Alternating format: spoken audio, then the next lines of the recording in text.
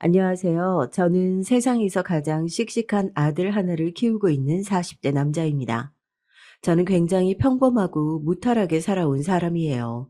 어려서부터 지금까지 부모님 말씀이라면 어떤 것도 거역하지 않고 그 말이 옳다고 생각하며 잘 따라왔습니다. 그만큼 부모님을 존경하고 믿었으니까요. 그런데 살다 보니 제 생각이 틀렸다는 걸 아주 뼈저리게 느끼는 사건이 있었습니다. 그 사건 때문에 사연까지 보내게 됐어요. 이 사연을 듣고 제발 저와 같은 실수를 하는 분이 없었으면 합니다. 저는 중고등학교 때 전교 1, 2등을 놓친 적이 없는 모범생이었습니다. 이런 소리라면 다들 재수없다고 하지만 학교 선생님이셨던 부모님의 말씀대로만 따르면서 자라다 보니 어느새 저절로 모범생이 되어 있었습니다. 저는 부모님이 하라면 하고 하지 말라면 하지 않았어요. 그러다 보니 학교에서도 군대에서도 직장에서도 아무런 문제 없이 무난하게 살아왔습니다. 언제나 부모님의 자랑거리였던 저는 지금처럼만 하면 제 인생은 평생 탄탄대로라고 생각했어요. 예상대로 저는 서울의 명문대에 입학했고 대학을 졸업하기 전에 취업해서 대기업에 입사했습니다. 주변의 친구들은 대기업에 입사해서도 일이 너무 많아 적응하기 힘들다고 투덜거렸는데 저는 이해가 되질 않았습니다. 저는 그렇지 않았거든요. 매일 학교에 갔듯이 회사도 그냥 성실하게 다니다 보면 자연스레 적응하고 승진해서 제가 원하는 위치에 자연스레 가 있을 거라고 생각했어요. 그래서 저는 항상 저의 미래가 기대됐습니다. 결과적으로 항상 제 생각대로 됐고요. 그런데 한 가지 제대로 되지 않은 게 있었습니다. 바로 연애와 결혼이었어요. 학교 다닐 때부터 줄곧 이상하게 제가 좋아하는 사람은 저를 좋아하지 않았습니다. 성인이 되면서도 마찬가지였고요. 연애를 아예 못 해본 건 아니었지만 연애를 할 때마다 실패를 했어요. 군대 가기 전 만났던 여자친구는 제가 군대에 있을 때 제 친구와 바람이 났고 취직하고 만났던 여자친구는 저와 다른 남자와 양다리였어요. 넌 착하고 성실해서 너무 좋은데 재미가 없어. 너랑 있으면 지루해서 자꾸 딴 남자 생각이 난다니까? 전 여자친구들은 헤어질 때마다 항상 저렇게 비슷한 얘기를 했습니다. 제가 착하고 능력 있고 성실한 건 알겠는데 같이 있으면 지루하고 재미가 없다고요. 꼭 선생님이랑 있는 것 같다나요? 한 번도 아니고 그런 일이 연달아 있다 보니 저는 연애에 자신감이 떨어졌습니다. 사회생활 하는 데는 장점이 되는 일이 연애할 때는 단점이 되더라고요. 친구들도 저를 연애 고자 호구라고 부르기 시작했고요. 언제부턴가 저는 저도 연애든 결혼이든 될 대로 되라 라고 여기며 일에 열중했습니다. 일이나 공부는 언제나 제가 노력한 만큼 결과가 나오다 보니 후회가 없었거든요. 그렇게 일에만 열중하며 살다 보니 어느새 훌쩍 시간이 흘러 제 나이 30이 넘겼더군요. 저는 급하다고 생각하진 않았지만 부모님 생각은 달랐습니다. 부모님은 제 결혼이 더 늦어질까봐 불안해하셨어요. 자꾸만 여기저기서 선자리를 알아오셨습니다. 부모님 말씀을 거역할 수 없으니 몇 번 선자리에 나갔는데 다 잘 안 됐어요. 인물 좋아, 학벌 좋아, 직장 좋아. 도대체 뭐가 부족해서 여자를 못 만난다는 거야. 자, 아버지 잘 아는 선생님 따님인데 이번에 제발 나가서 잘 해봐. 그래. 그 선생님 엄마도 아는 분인데 인성이 너무 좋으셔. 딸도 학교 선생님인데 참하고 너무 괜찮단다. 엄마도 더 늦기 전에 빨리 손주 보고 싶어. 한두 번 듣는 소리는 아니었지만 그때는 좀 달랐습니다. 그전에는 그냥 어느 직장에 다니는 아가씨다 정도였는데 이번에는 어머니 아버지가 굉장히 밀어붙이셨어요. 선자리에 나올 여자의 아버지가 부모님이 아시는 분인데 인성이 워낙 좋으신 분으로 유명해서 사돈이 되면 너무 좋을 것 같다고 하셨어요. 저희 부모님 로망 중 하나가 사돈끼리 돈독하게 지내면서 같이 놀러 다니고 가족 여행도 다니는 거였거든요. 더군다나 여자가 선생님이라는 사실도 크게 장점으로 작용한 것 같습니다. 저희 부모님 두 분 모두 선생님이라는 직업에 굉장히 자부심이 높으시거든요. 결혼해서 아이 키우며 살기에는 이만한 직업이 없다고 하셨어요. 부모님은 제가 그 여자와 잘 되기를 대놓고 바라셨습니다. 저는 친구들 사이에서 부모님 말씀이라면 농약도 약이라며 먹을 놈이라고 놀림받을 정도로 효자예요. 그 정도로 부모님 말씀을 잘 듣고 살았습니다. 그래서였을까요? 여자는 처음 만났을 때부터 여성스럽고 차분한 게 그냥 첫인상이 좋아 보였습니다. 부모님이 마음에 들어 하시다 보니 저도 모르게 진지하게 생각하긴 했어요. 여자를 만나고 돌아온 뒤 바로 결혼까지 하는 상상을 했습니다. 상상하면 할수록 결혼하면 잘 안 싸우고 사이좋게 살 수 있겠다는 느낌이 들었어요. 하지만 신중하지 않을 수가 없는 게 제 나름 여자에 대한 상처가 있다 보니 느낌이 좋다고 해서 결혼을 바로 결정할 수는 없었습니다. 어릴 때부터 알던 사이여도 대학 4년 내내 붙어 다녔어도 바람 피우다 양다리를 걸치기도 하니까요.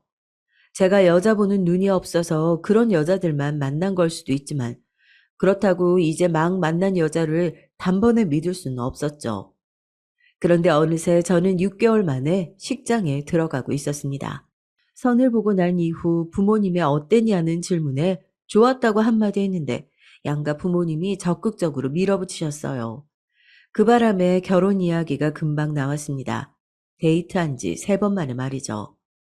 저는 정말 이렇게 결혼을 하는 게 맞는 건가 매일 고민을 했는데 고민해 봐야 이미 늦어 있었습니다.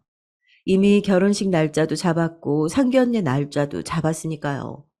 저는 이미 정해진 일 고민해 봐야 소용없다고 생각하고 겸허하게 받아들였어요. 사실 만난 지 얼마 되지 않아서 그렇지 아내가 될 여자는 참 괜찮았거든요. 나이도 저보다 4살이나 어린데 차분하고 성숙했어요. 학교 선생님이라 그런지 겉으로 풍기는 분위기가 점잖았습니다. 이런 여자라면 결혼해서도 잘 살 수 있을 것 같았어요.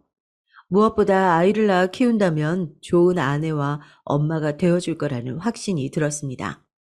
딱 한 가지 걸리는 게 있었어요. 바로 종교였습니다.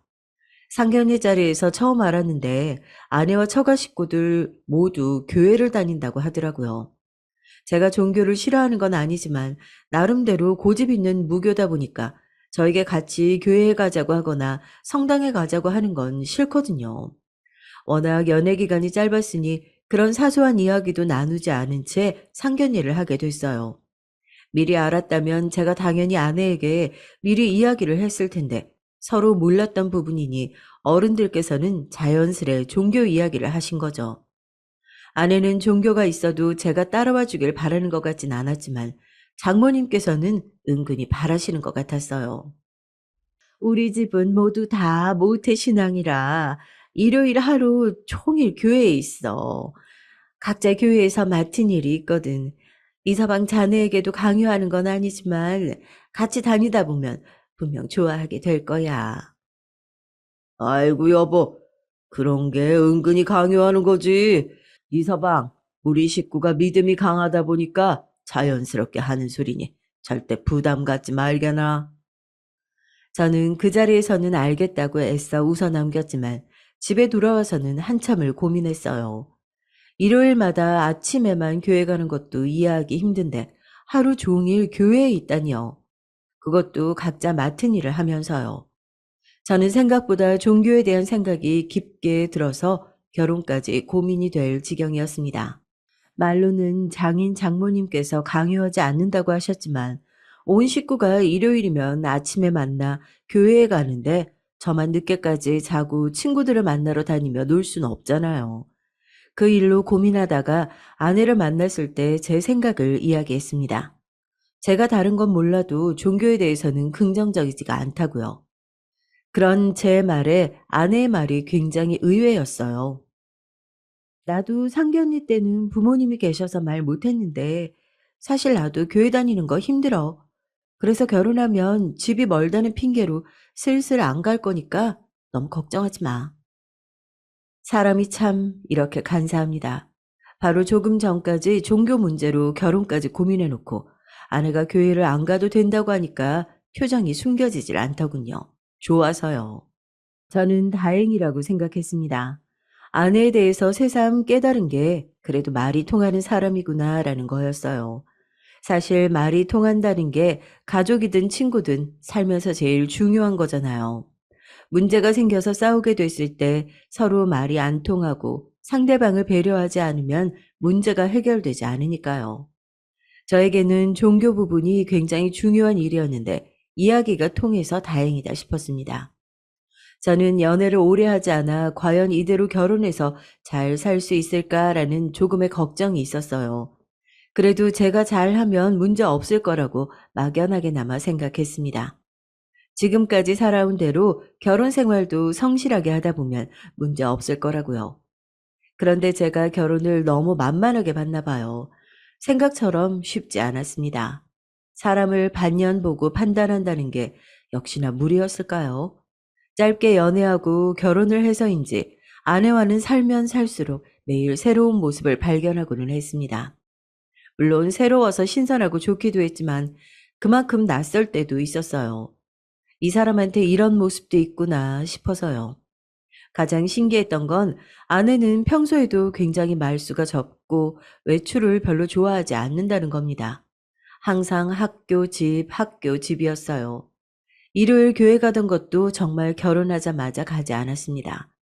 집이 멀다는 핑계로 안 가는 것 같더라고요. 장인 장모님은 신혼집 근처에 있는 교회라도 다니고 하셨지만 아내는 전혀 알아보지 않았어요. 물론 집에만 있는 게 제일 좋고 편하죠.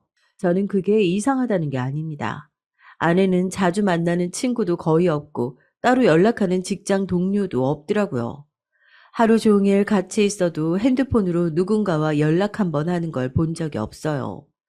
핸드폰 기록엔 항상 저 아니면 장인 장모님 정도였죠. 생각해보니 연애할 때도 일주일에 한 번 쉬는 날 반나절 정도 저랑 만났던 것 같아요.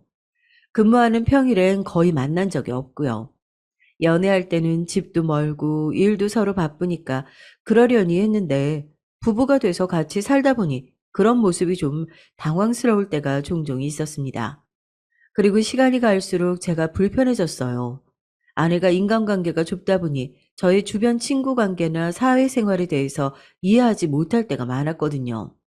한 번은 이런 적이 있었어요. 아내가 평일에는 퇴근하면 곧장 집에 와서 쉬는 편이라 저도 평일에는 친구를 만나기가 힘들었어요. 아내가 혼자 있는 건 또 싫어해서 저도 항상 퇴근하면 곧장 집에 와 함께 있어 주길 바랐습니다. 아무리 그래도 저도 친구도 있고 직장 동료들이 있다 보니까 가끔 저녁도 먹고 회식도 하잖아요. 그러면 아내가 그렇게 눈치를 줬어요. 금요일 저녁이라도 친구랑 저녁이라도 먹고 들어간다고 하면 목소리가 싹 변했습니다. 불금인데 집에서 영화 보면서 맥주라도 한 잔 해야 되는 거 아니야? 어떻게 집에 나를 혼자 두고 친구랑 시간을 보낼 수 있어? 저도 제가 매일 친구만 만나러 다니는 거면 미안한 마음이라도 들겠어요. 그런데 그게 아니에요. 평일 주말 모두 다 아내와 집에서 보내는데 일주일에 딱 한 끼라도 친구를 만나고 싶었죠. 그런데 아내는 그 정도도 이해를 못했습니다. 무조건 회사에 있는 시간이 아니면 집에서 함께 있어야 한다고 여겼죠. 나 한 달 만에 친구 만나는 거야. 나도 오늘은 좀 놀다 들어갈 거니까 당신도 친구도 좀 만나서 쇼핑도 하고 맛있는 것도 먹고 좀 해. 저도 모르게 좀 답답해서 한숨을 쉬며 말했습니다. 우리가 서로 뜨겁게 연애하다가 결혼한 사이도 아닌데 매일매일 24시간 붙어 있어야 한다는 건 저에게 고역이었어요. 결혼해서 남편이 생겼는데 친구가 뭐가 필요해? 세상에서 제일 좋은 친구가 생겼는데. 부부가 항상 같이 있는 것도 좋지만 나도 내 사생활이라는 게 있는데 친구도 만나고 사회생활도 해야지. 자기 정말 너무한다. 난 자기랑 조금이라도 더 있으려고 부모님께 잔소리 들어가면서도 교회 안 가고 있는데. 순간 당황해서 저는 말문이 막혔습니다. 너무 기가 막히는데 아무렇지 않은 얼굴의 아내를 보니 도저히 말을 할 수가 없더군요. 서로 탓하고 소리치면서 싸우는 것만 싸우는 게 아니에요. 사고방식이 서로 다르다는 게 저에게는 굉장히 스트레스로 다가왔습니다. 더군다나 교회에 안 가는 게 저를 배려하는 행동이라고 하는데 정말 천불이 나더군요. 아내는 제가 좋아서 그러는 거랍니다. 그래서 저랑 한시라도 떨어지고 싶지 않다네요. 제가 더는 말할 수가 없는 게 아내는 진심으로 그렇게 생각하는 것 같았어요. 아내 말이 부부는 언제나 한 몸처럼 지내야 한대요. 물론 아예 틀린 말은 아니니 화낼 일은 아니었습니다. 저도 아내와 같이 있는 게 싫은 게 아니니까요. 단지 저도 저만의 시간을 좀 보내고 싶을 뿐이었어요. 하지만 어쩌겠어요. 제가 선택한 아내가 그런 사람이니 제가 부족하다면 맞춰 나가야 했죠. 그래서 더는 그 일로 아내와 다투고 싶지 않아 결혼 초반에는 제가 많이 맞췄습니다. 최대한 집에 아내와 함께 있으려고 노력했죠. 지금이야 신혼이니 그런 걸 테고 시간이 지나면 아내도 자연스레 달라질 거라고 생각했거든요. 그런데 문제는 오히려 아내가 더 심각해졌다는 겁니다. 언제부턴가는 관심이 아니라 집착처럼 느껴졌어요. 더군다나 아내는 집에 있는 걸 좋아한다기보다 그냥 게으른 사람이었습니다. 집에서 맛있는 음식도 해 먹고 청소나 집안 가꾸는 거라도 좋아하는 거면 저도 그러려니 하겠습니다. 그런데 아내는 그냥 집에 퍼질러 있었어요. 그걸 확실하게 안 게 아내가 임신하고 난 뒤였습니다. 결혼하고 2년 만에 아내가 임신했는데 바로 육아휴직에 들어갔어요. 정말 그때가 제 인생에서 가장 힘든 시기였습니다. 아내의 게으름이 절정이었거든요. 아내는 출근마저 안 하니 아예 밖에 나가려고 하지 않았어요. 하루 종일 집에 있었습니다. 이제 그 정도는 신기하지도 않았어요. 문제는 집안 상태였어요. 청소를 너무 안 해서 바닥에 걸을 때마다 끈적거렸고 싱크대나 세탁기는 항상 설거지와 빨래로 가득 차 있었습니다. 임신 전에는 서로 일이 바쁘다 보니 집안일에 통 신경을 못 썼어요. 저 정도 정리정돈에 무신경한 편이라면 특별히 신경에 거슬리지 않으면 그냥 뒀습니다. 정 제가 지저분하다고 느낄 정도면 제가 다 정리를 했고요. 그런데 이제는 상황이 달라졌잖아요. 휴직 중이라 나가지도 않고 집에만 하루 종일 있는 사람이 어떻게 이 정도로 집안을 관리하지 않을 수 있는 건지 도저히 이해해 줄 수가 없었습니다. 저는 매일 퇴근하고 들어오면 인상부터 찌푸렸어요. 아무리 임신해서 몸이 힘들어도 그렇지 아내 꼴이 말이 아니었거든요. 살도 전보다 많이 쪘고 옷은 언제 빤 건지도 모르는 옷을 입고 있었습니다. 집안 꼴은 말도 못했고요. 저는 화가 났지만 애써 마음 잡고 청소부터 했습니다. 그때였어요. 정신없이 정리하는 제 뒤로 아내가 다가왔습니다. 하루 종일 당신만 기다리고 있었는데 집에 오자마자 내 얼굴도 안 쳐다보고 청소만 하는 거야? 아내는 제게 서운하다는 듯이 말했습니다. 정말 표정 관리가 안 되더군요. 나라고 오자마자 청소하고 싶겠어? 당신 도대체 집에서 하루 종일 뭐 하는 거야? 임신한 사람이 최소한 밥이라도 해서 먹어야지. 매일 배달 음식만 먹고 거기다가 정리도 안 해서 집 전체가 이렇게 냄새가 나는데 당신은 이게 아무렇지도 않아? 이러다가 애가 나오기도 전에 병 걸리겠어. 심한 말은 정말 하고 싶지 않았는데 집안 꼬라지를 보면 저도 모르게 절로 화가 치밀었어요. 그런 말을 안 할 수가 없는 게 병원에 갈 때마다 의사 선생님이 걱정할 정도였습니다. 아이의 체중이 느는 속도에 비해서 아내의 몸무게가 늘어가는 속도가 너무 빠르다더군요. 이러다가 임신 중독증이 올 수도 있으니까 힘들지 않으면 조금씩 움직이면서 운동도 해야 한다고 하셨습니다. 그런 소리까지 들었는데도 아내는 전혀 달라지지 않았어요. 저도 더는 가만히 지켜볼 수만은 없었습니다. 자기야, 오늘 날씨도 좋은데 나랑 나가서 산책도 좀 하고 분위기 좋은 카페 가서 달달한 거라도 좀 먹고 올까? 아니, 나는 이렇게 날씨 좋은 날 나가는 게 더 싫어. 사람이 너무 많아. 몸도 무거운데 그냥 집에 있을래. 순간 저도 모르게 울컥 화가 났습니다. 병원에서 의사 선생님이 아이를 생각해서라도 운동하라고 했는데도 저렇게 게으른 소리를 하니 속이 터질 것 같더군요.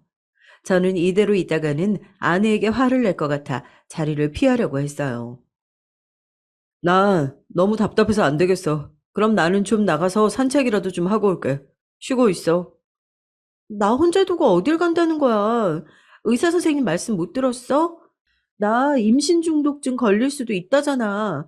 그게 다 오빠가 바빠서 내가 외로워서 그래. 오늘은 집에서 둘이 하루 종일 같이 있자. 저는 그날 결혼하고 처음으로 아내에게 화를 냈어요. 이러다가는 제가 미쳐버릴 것만 같았습니다. 아, 제발 그만 좀 해. 의사 선생님 말씀은 당신이 살은 계속 찌는데 안 움직이고 집에만 있으니까 임신 중독증이 올 수도 있다는 거잖아.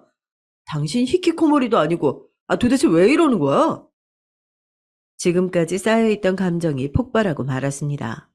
저도 아내를 이해해 보려고 했지만 시간이 지날수록 점점 더 아내를 이해할 수가 없었거든요.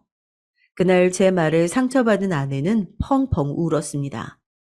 저를 울기만 하는 아내가 답답했지만 더 화를 낼 수는 없었어요. 저는 아내에게 소리 질러서 미안하다고 바로 사과를 했고, 그리고 차분하게 제 생각을 이야기했습니다.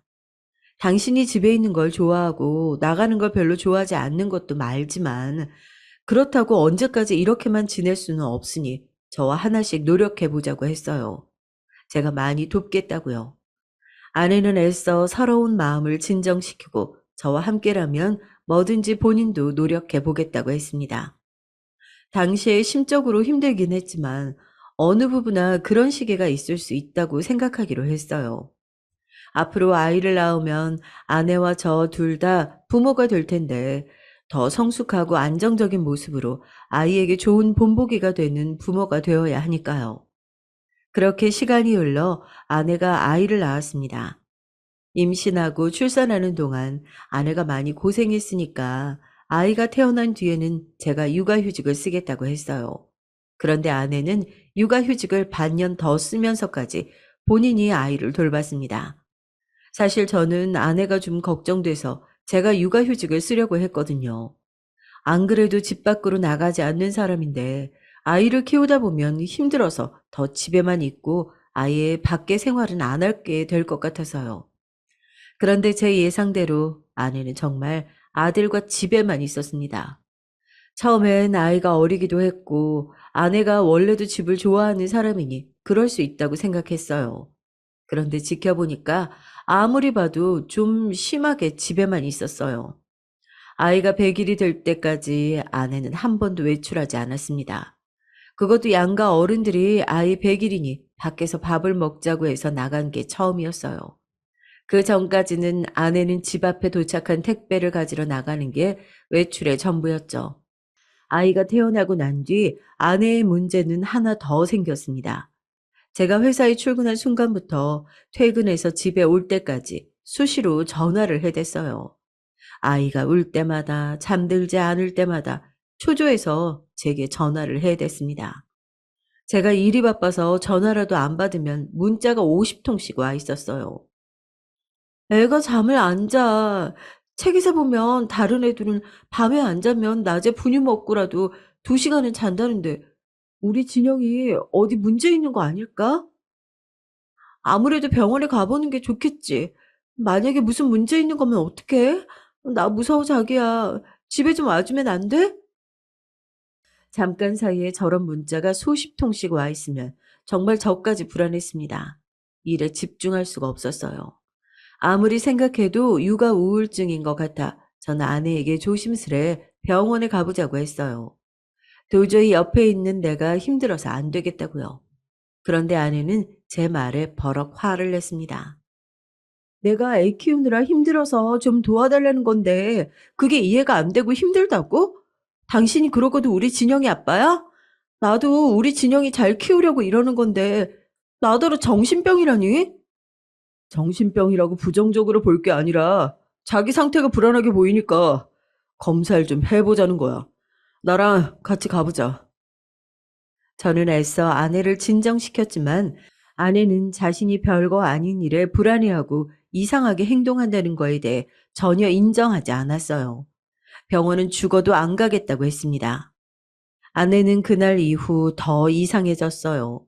제가 또 병원에 가자고 할까봐 걱정되는지 더는 전화나 문자는 보내지 않았지만 혼자 책이나 인터넷에 나오는 내용에 집착하고 있었습니다.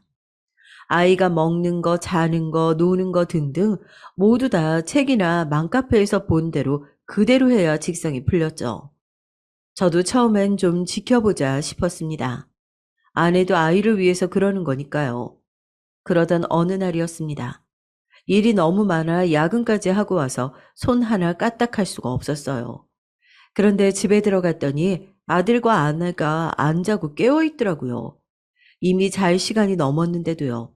저는 왜 아직 안 자냐고 물었습니다. 그러자 아내 말이 저를 기다렸다네요.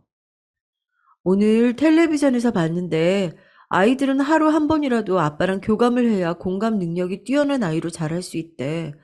자, 자기가 이 책 한 권만 읽어주고 자. 아내는 6개월도 안 된 아들의 공감 능력을 위해서 12시가 다 되어가는 시간까지 애를 안 재우고 저를 기다리고 있었던 거예요. 내일 하면 되지. 뭐하러 늦은 시간까지 기다렸어. 나도 오늘은 피곤해서 좀 쉬고 싶은데. 다른 날 같으면 싸우고 싶지 않아 그냥 읽어줬을지도 모릅니다. 하지만 그날은 저도 너무 힘들어서 짜증이 좀 났어요. 내일이면 하루가 지나는 거잖아. 책 하나 읽는데 10분이면 되는데 아빠가 돼서 그것도 못 해줘? 저는 결국 졸려서 연신 눈을 비비는 아이를 안고 책을 다 읽어주고 나서야 잘 수 있었습니다. 정말 질린다는 말이 딱 맞았어요. 아내의 고집과 사고방식을 맞춰주기가 너무 힘들었습니다. 그 이후로도 비슷한 문제로 저와 아내는 자주 싸웠습니다. 사람이 이 정도로 싸울 수 있나 싶을 정도로 아내와 저는 육아휴직 내내 싸웠어요. 저도 아들 생각해서 어떻게든 참아보려고 했는데 아내는 남의 말에는 아예 귀를 막고 자기 생각이 무조건 맞다는 투였어요. 거기다가 아내는 제가 생각한 것보다 훨씬 더 어리숙했어요. 아내도 30이 넘었고 사회생활도 할 만큼 했으니 사리분별 정도는 알아서 할 줄 알았는데 그렇지가 않더군요. 어떨 때 보면 저래서 친구가 없나 싶을 정도라니까요. 한 번은 아이가 감기에 걸린 적이 있어요. 새벽에 열이 나서 제가 내내 간호하고 아침에 출근하기 전에 아내와 아이를 병원 앞에 내려다 주고 저는 출근했습니다. 아내는 집에서 나오자마자 너무 오랜만에 외출한 거라면서 자기도 어이가 없는지 웃더라고요. 저는 진료 잘 받고 집에 들어가라고 하고 출근했습니다. 그런데 점심시간에 아이의 열이 떨어졌는지 전화를 했어요. 해열제를 먹였으면 열이 떨어졌을 것 같아서요. 그런데 아내 말이 아직도 아이 열이 안 떨어졌대요. 39도가 넘는답니다. 저는 놀라서 해열제 먹었는데도 안 떨어졌냐고 바로 물었는데 아내가 하는 소리가 기가 막혔습니다. 내가 병원에서 진료 기다리고 있는데 옆에 있던 아기 엄마 말이 거기 병원 의사 선생님이 해열제랑 항생제를 너무 남바른다는 거야.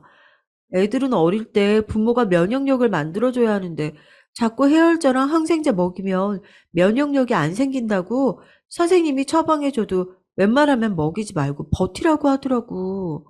그래서 일부러 안 주고 있는데 영 열이 안 떨어지네. 저는 순간 얼굴이 뜨거워질 정도로 화가 났어요. 이 정도가 되니 제가 이상한 건가 싶더군요.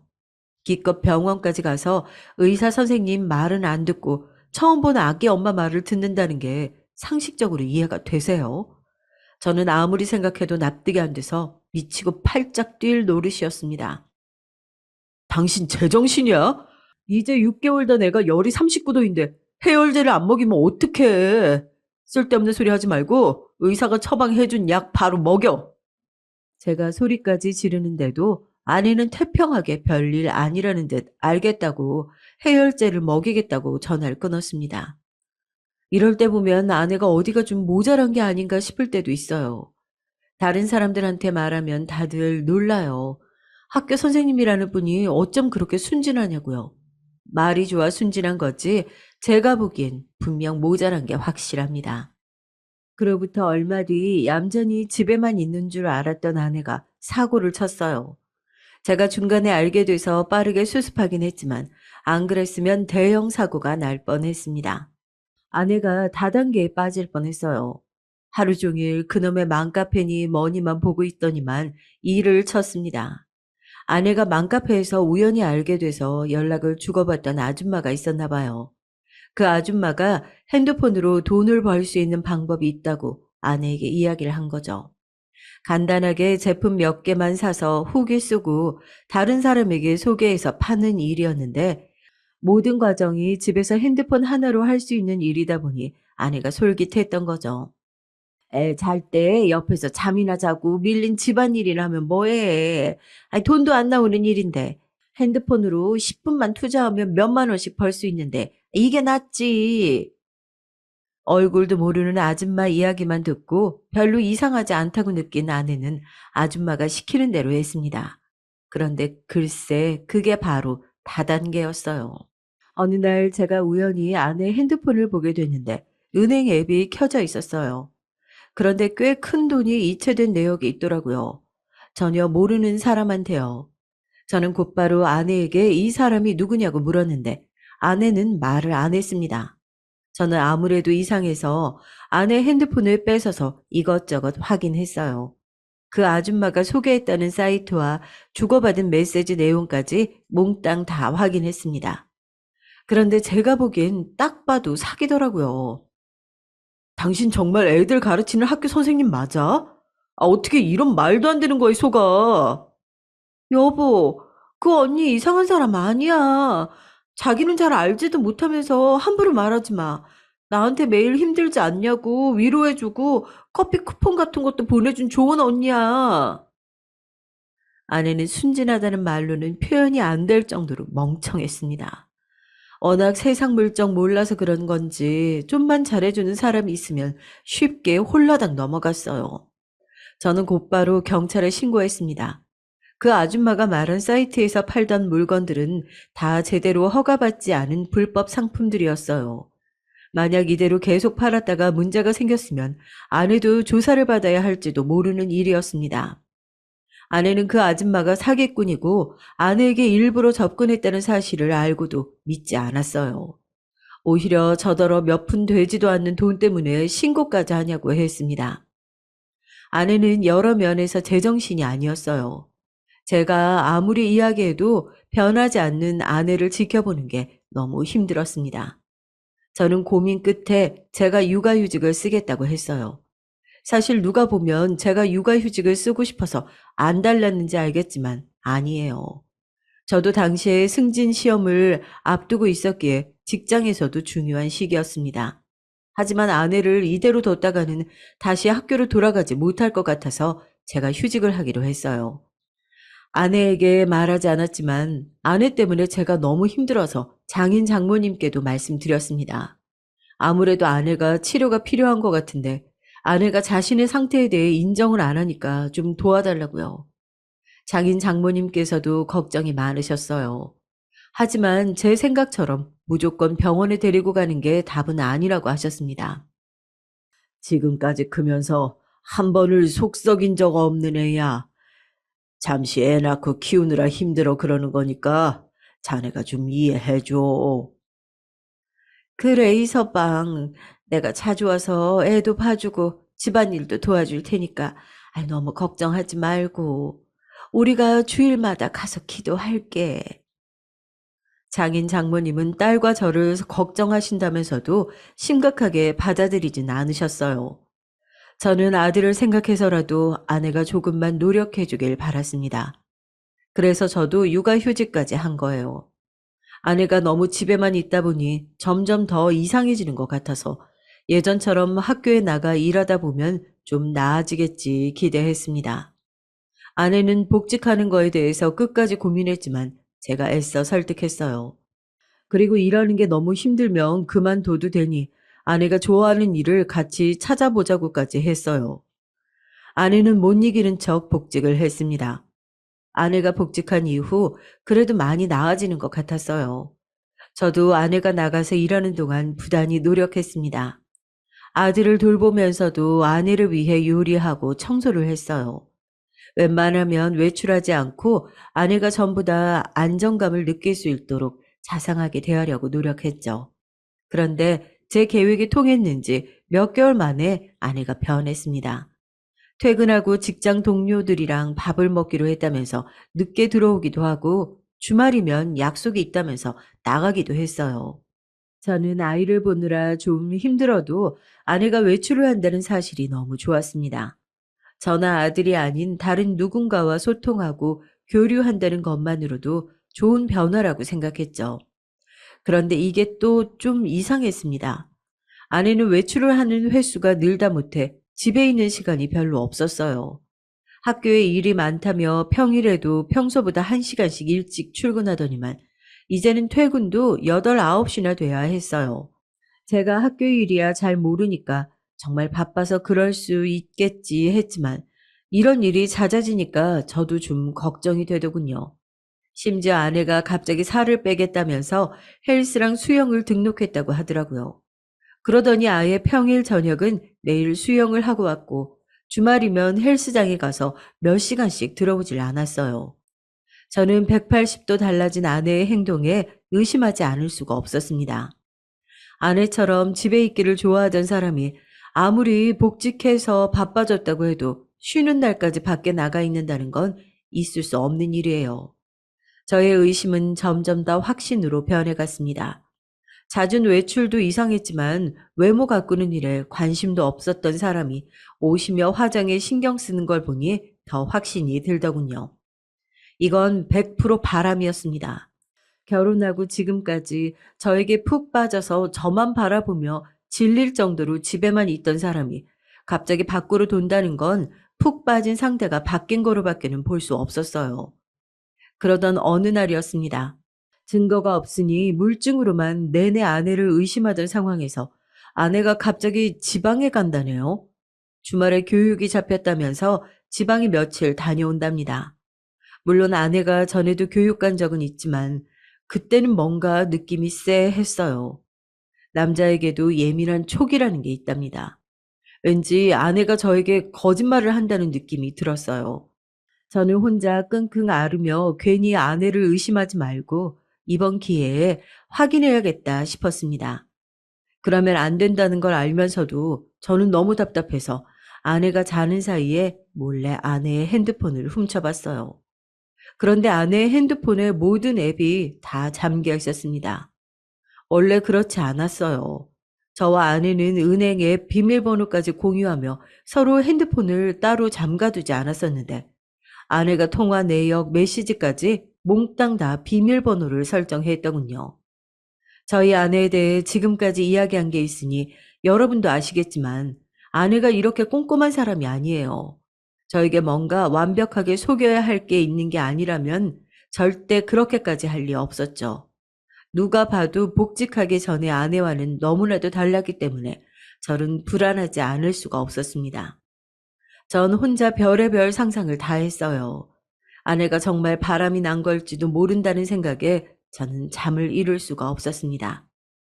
그런 와중에 공휴일이라 아내가 출근하지 않는 날이었어요. 저는 애써 불안한 감정을 숨기고 아내에게 영화라도 보러 가자고 했습니다. 우리 데이트한 지 너무 오래됐지? 오늘 하루 어머니가 애 봐주신다고 하니까 하루 맡기고 데이트하고 들어오자. 어쩌지? 나 오늘 학교 선생님들 몇몇이랑 쇼핑하러 가기로 했는데. 미안해, 자기야. 오늘은 자기 혼자 영화 봐. 아내는 외출하는 빈도만 늘어난 게 아니라 성격도 달라졌어요. 전에는 직장 사람들과 어울려 다니는 게 싫다고 하더니만 최근에는 짬만 나면 사람들을 만나러 다녔죠. 당신 해도 해도 너무한 거 아니야? 나야말로 요즘 매일 애 보느라 집에만 박혀 있는데 쉬는 날이라도 나랑 좀 시간 보내줘야지. 제가 이런 말을 하게 될 줄은 몰랐습니다. 저는 옛날에 아내가 저에게 했던 말을 똑같이 했어요. 정말 너무 속상해서요.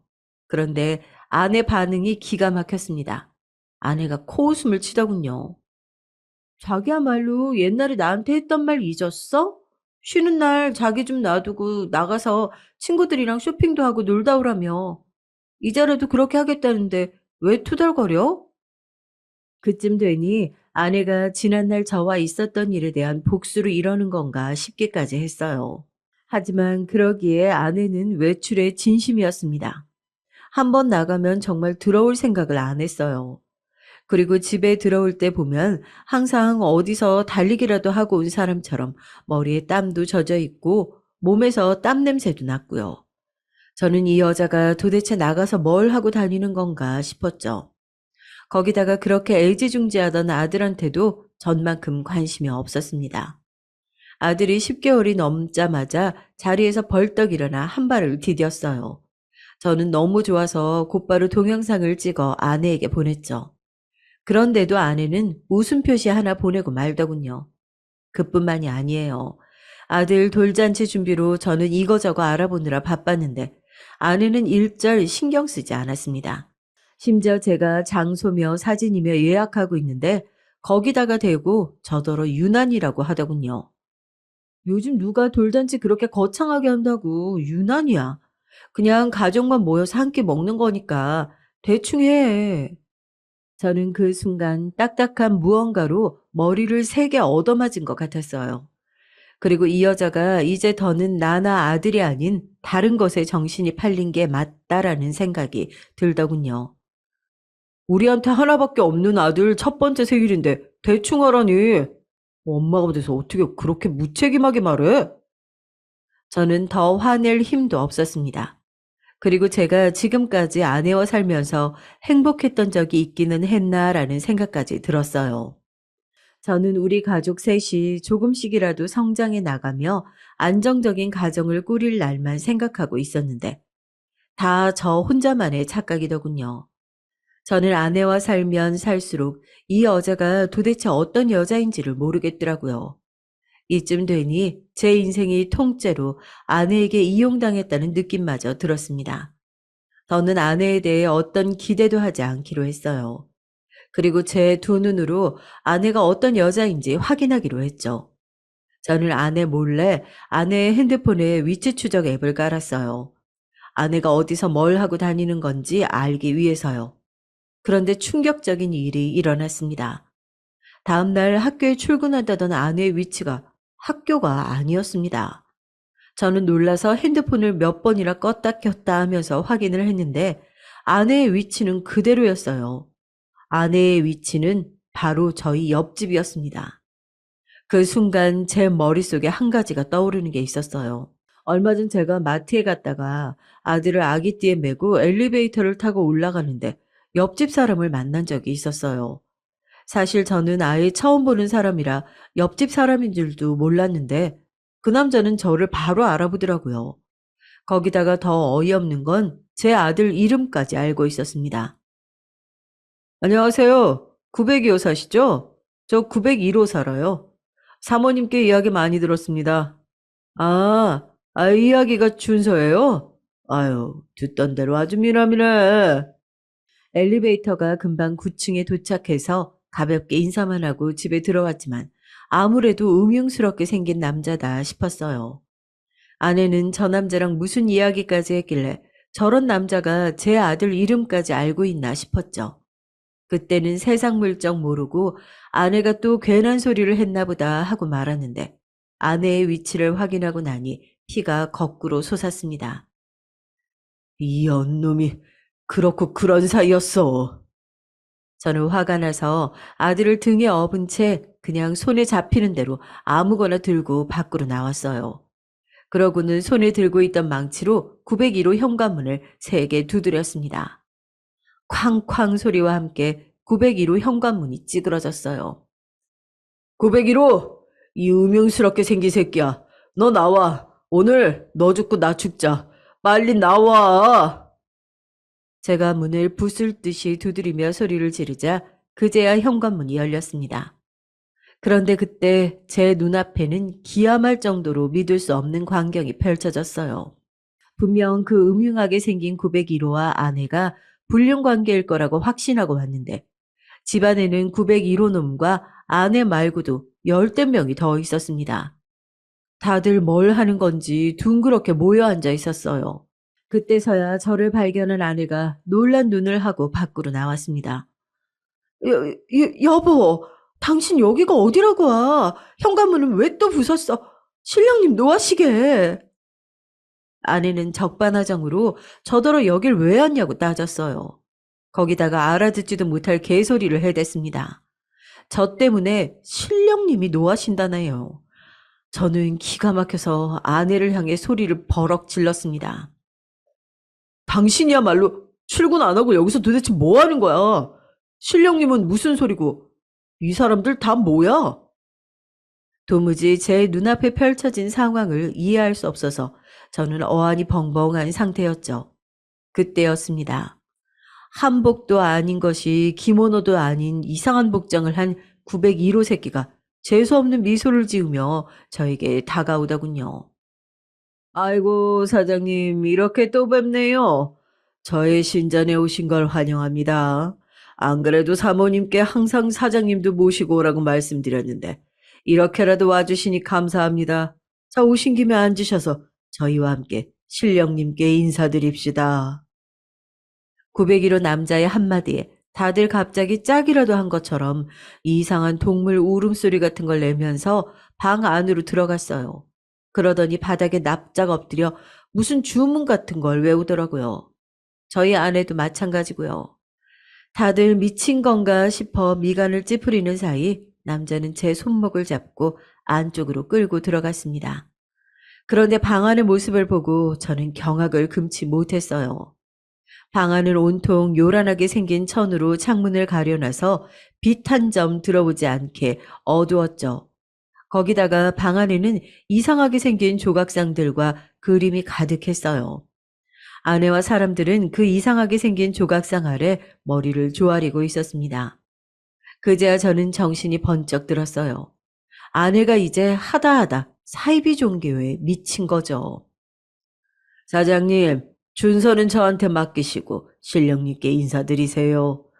부부가 함께 오셨으니 신령님께서 더 기뻐하실 겁니다. 이런 미친 새끼 돌았나? 내 아들한테서 손 안 떼? 저는 제 등에 엎인 아들에게 손을 대려고 하는 놈의 손목을 잡아 그대로 비틀어 바닥에 눕혔습니다. 제가 고등학교 때까지 합기도를 한 사람이에요. 이런 재수없는 논팽이 하나 정도는 거뜬히 밟아버릴 수 있다는 겁니다. 자기 왜 이래? 그만해. 기가 막혔던 건 아내의 행동이었어요. 아무리 정신이 나갔어도 그렇지 이런 상황에서 그 사이비 교주놈 때리지 말라고 저를 말리더군요. 저는 그 자리에서 벌떡 일어나 바로 112에 신고했어요. 아내와 방 안에 있던 사람들은 저에게 소리를 지르며 뭐 하는 짓이냐고 했지만 저는 멈추지 않았습니다. 그리고 얼마 뒤 901호에는 경찰이 출동했어요. 경찰들도 이런 광경은 처음 본답니다. 집에서 사이비 짓거리 하는 놈은 처음 봤대요. 그날 일로 저희 가정엔 많은 일이 있었습니다. 알고 보니 아내가 복직했다는 말은 처음부터 거짓말이었어요. 아니, 복직하기는 하려고 했답니다. 그런데 복직 첫날 출근을 하려다가 너무 학교에 가기 싫어서 학교에 안 가고 아파트 근처를 배회했대요. 그러다가 901호 사기꾼 새끼 눈에 딱 든 겁니다. 그런 사기꾼 새끼 눈에는 딱 보이나 봅니다. 호구라고요. 아내는 그 사이비 교주 새끼 말에 홀라당 넘어가 매일 그 집에 드나드는 겁니다. 저한테는 친구 만난다, 학교 동료들과 만난다, 거짓말을 하고요. 그런데 더 큰 문제는 아내가 그 자식에게 돈까지 갖다 바쳤다는 겁니다. 저와 아내는 돈 관리를 각자 했어요. 지금까지 한 달에 생활비를 반반씩 모아서 살기 때문에 아내가 돈을 얼마나 가지고 있었는지 저는 몰라요. 물어보지도 않았고요. 그런데 아내가 결혼하고 나서부터 착실하게 모은 적금이 있었다네요. 아들 나중에 집 사주려고요. 그 돈을 벌써 그 사이비 교주에게 다 가져다 줬답니다. 신령님께 바치면 신령님은 배로 벌게 해준다고요. 당신 진짜 어디가 좀 모자란 거 아니야? 어떻게 그딴 새끼가 하는 말을 믿고 돈을 갖다 줘? 당신도 그날 집에서 본 사람들 있지? 그 사람들이 다 말해줬다니까. 자기들은 신령님한테 1,000만 원 바쳤는데 그 다음 달에 일이 잘 풀려서 바로 2배로 벌었대. 그런 사람이 한둘이 아니야. 아내는 정신병자가 맞았어요. 아무리 제가 타이르고 이해해 보려고 해도 머리에 고장이 난 게 맞습니다. 거기에 있던 몇몇 사람들 말만 믿고 그 사이비 새끼한테 자그마치 1억을 갖다 줬대요. 저는 금방이라도 심장이 터질 것처럼 뛰었습니다. 그리고 결심했어요. 아내를 버리기로요. 저는 아내와 이혼했습니다. 사실 당연한 결과고요. 아무리 둘이 좋아 자식 낳고 살았다고 해도 여러분이라면 그런 여자와 살 수 있으시겠어요? 저는 지금까지 저 혼자 마음 졸이며 산 것만으로도 다행이다 싶어요. 저런 정신 나간 여자랑 계속 살았다가는 제 아들에게도 못 볼 꼴 보이며 살았을 거예요. 제가 이혼하겠다고 했을 때 양가 부모님은 난리가 나셨습니다. 갑자기 무슨 이혼이냐고요. 저는 저희 부모님에게 아내가 사이비 종교에 미쳐서 이혼했다고까지는 말씀드리지 않았습니다. 저도 답답해서 누구라도 붙잡고 이야기하고 싶죠. 하지만 제 아들을 위해서 말하지 않았습니다. 앞으로 아들이 자라도 이 사실은 무덤까지 비밀로 가지고 갈 거예요. 그래도 낳아준 어머니 있는데 선생까지 했다는 사람이 그 정도로 미친 사람이었다는 사실을 알면 저라면 살기 너무 힘들 것 같았거든요. 그래도 장인 장모님께는 말씀드렸습니다. 저와 아내가 헤어지더라도 아내는 분명 치료받아야 하니까요. 그런데 나중에 이혼하고 나서야 안 사실이지만 장인 장모님은 아내가 치료받아야 한다는 걸 알고 계셨어요.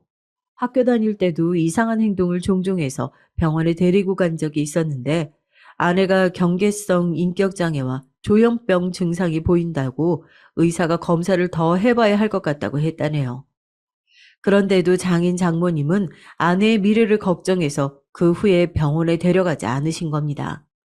저에게도 일절 그런 소리 하지 않고 결혼시킨 거죠. 그렇게 제가 아내 때문에 힘들다고 할 때도 별일 아닐 거라고 자식 키우며 살다 보면 괜찮아질 거라고 그러시더니만 결국은 이 사달이 나고 나서야 이야기하시더군요. 저는 이제 화도 나지 않았습니다. 여보, 당신 말이 맞아. 나 당신 말대로 치료받을게. 나 치료받고 오면 꼭 우리 준서 다시 만나게 해줘야 돼. 알았지? 아내는 헤어지고 나서야 제 말이 맞다고 인정하더군요. 저는 아내의 말은 이제 믿지 않아요. 그래도 그나마 순순히 이혼해 준 것만도 고맙다고 생각합니다. 아내와 사는 몇 년 동안 정말 하루도 마음 편하게 다리 뻗고 자지 못했는데 이혼하고 나서는 지금까지 눈만 감으면 금방 잠들어요. 제 인생의 이혼이 첫 실패라고 생각했었는데 어쩌면 실패가 아니라 인생에서 가장 옳은 선택을 한 걸지도 모른다는 생각이 듭니다. 가끔 제가 혼자 아들을 잘 키우며 살 수 있을지 걱정이 되긴 하지만 그래도 정신 나간 여자하고도 버티며 살았는데 사랑하는 아들 하나 키우며 못 살까 하는 심정으로 살아보려고 합니다. 여러분이 저의 앞날을 응원해 주세요. 많은 응원 댓글 환영합니다. 지금까지 저의 긴긴 이야기 들어주셔서 감사해요. 여러분은 사랑하는 가족들과 언제나 행복한 일만 가득하시길 바라겠습니다. 안녕하세요. 저는 올해 60대 중반에 접어든 여자입니다. 젊은 시절 풋풋했던 그때가 엊그제 같은데 어느새 저도 반백살을 훌쩍 넘어버렸네요. 어릴 때는 참 하고 싶은 것도 많고 꿈도 많았었는데 이 나이 먹고 몸이 안 따라주니까 그냥 집에서 편하게 소파에 앉아 드라마를 보는 게 최고로 좋은 것 같아요. 드라마를 보면서 웃기도 하고 주인공이 모진 일을 당하면 같이 화를 내기도 하고 또 감동을 받아 울기도 하면서요. 그런데 드라마에서만 일어날 것 같은 그런 기적 같은 일이 저에게도 일어났다면 믿으시겠나요? 힘들게 살던 저의 삶을 구원해준 기적 같은 이야기. 여러분들에게 자랑 한번 해보고자 합니다. 그런 일이 실제로도 있긴 있구나 하고 들어주셨으면 합니다. 우선 40년 전 이야기부터 시작해 볼게요. 저는 20대 중반이던 시절 남편과 정말 불같은 사랑을 했습니다. 길을 지나가다가 통근버스를 기다리던 저에게 첫눈에 반한 남편이 저에게 끈질기게 구애를 한 끝에 저와 남편은 연인이 됐어요.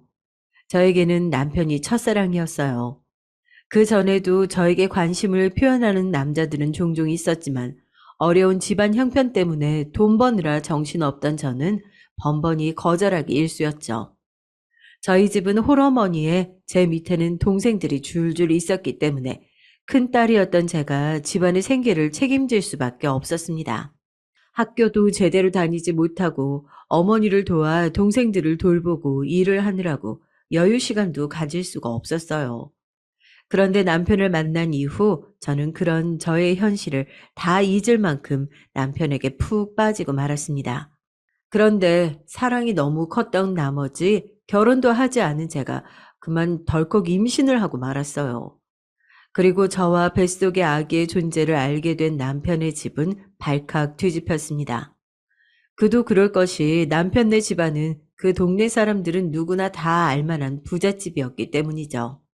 아버님은 그 동네 지역에 유지셨고 저희 집안과는 비교할 수도 없을 정도로 많은 재산을 가지고 계셨어요.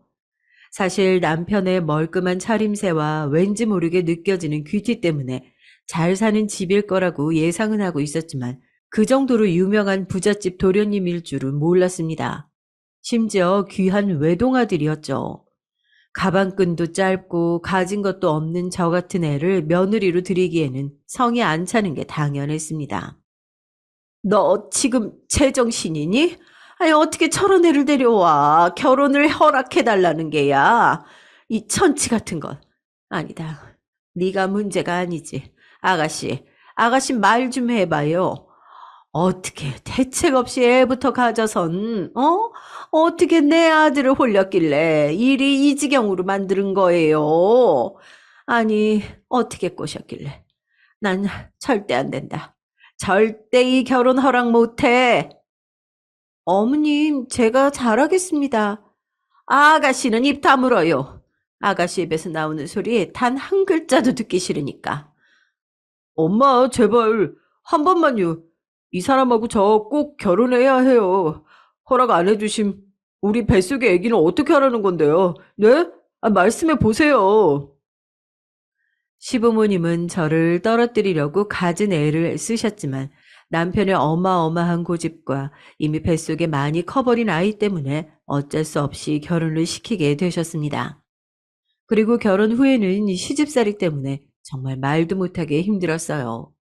시어머니는 임신한 저를 마치 가정부 부리듯이 부려먹곤 했고, 시아버지는 사람들이 저런 별 볼 일 없는 집안의 딸 자식을 며느리로 들였다고 수군거리는 통에 나쁘끄럽다며 남편과 한동안 말도 섞지 않으셨습니다.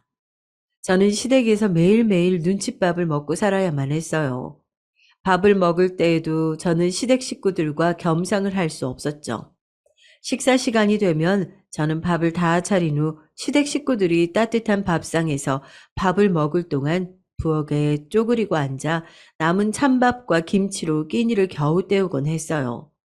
그나마 남편이 가끔 시부모님 몰래 음식을 숨겨와 방에서 저에게 먹이곤 했지만 몰래 먹다가 들키는 날에는 시어머니 불효령에 눈물을 쏙 뺄 수밖에 없었습니다. 어디서 이 거지 같은 게 몰래 밥도둑질을 해?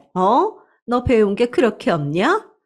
하기야, 가방끈 짧은 너를 내가 며느리로 들였으니 이 정도야 식은죽 먹기겠지. 다음엔 뭐, 내 금팔찌라도 탐낼 셈이냐? 응? 어머니, 그런 거 아니에요. 아니긴 뭐가 아니야. 다음부터 이런 도둑질 또 하기만 해봐. 눈에 띄면 가만 안 둘 줄 알아. 알겠어?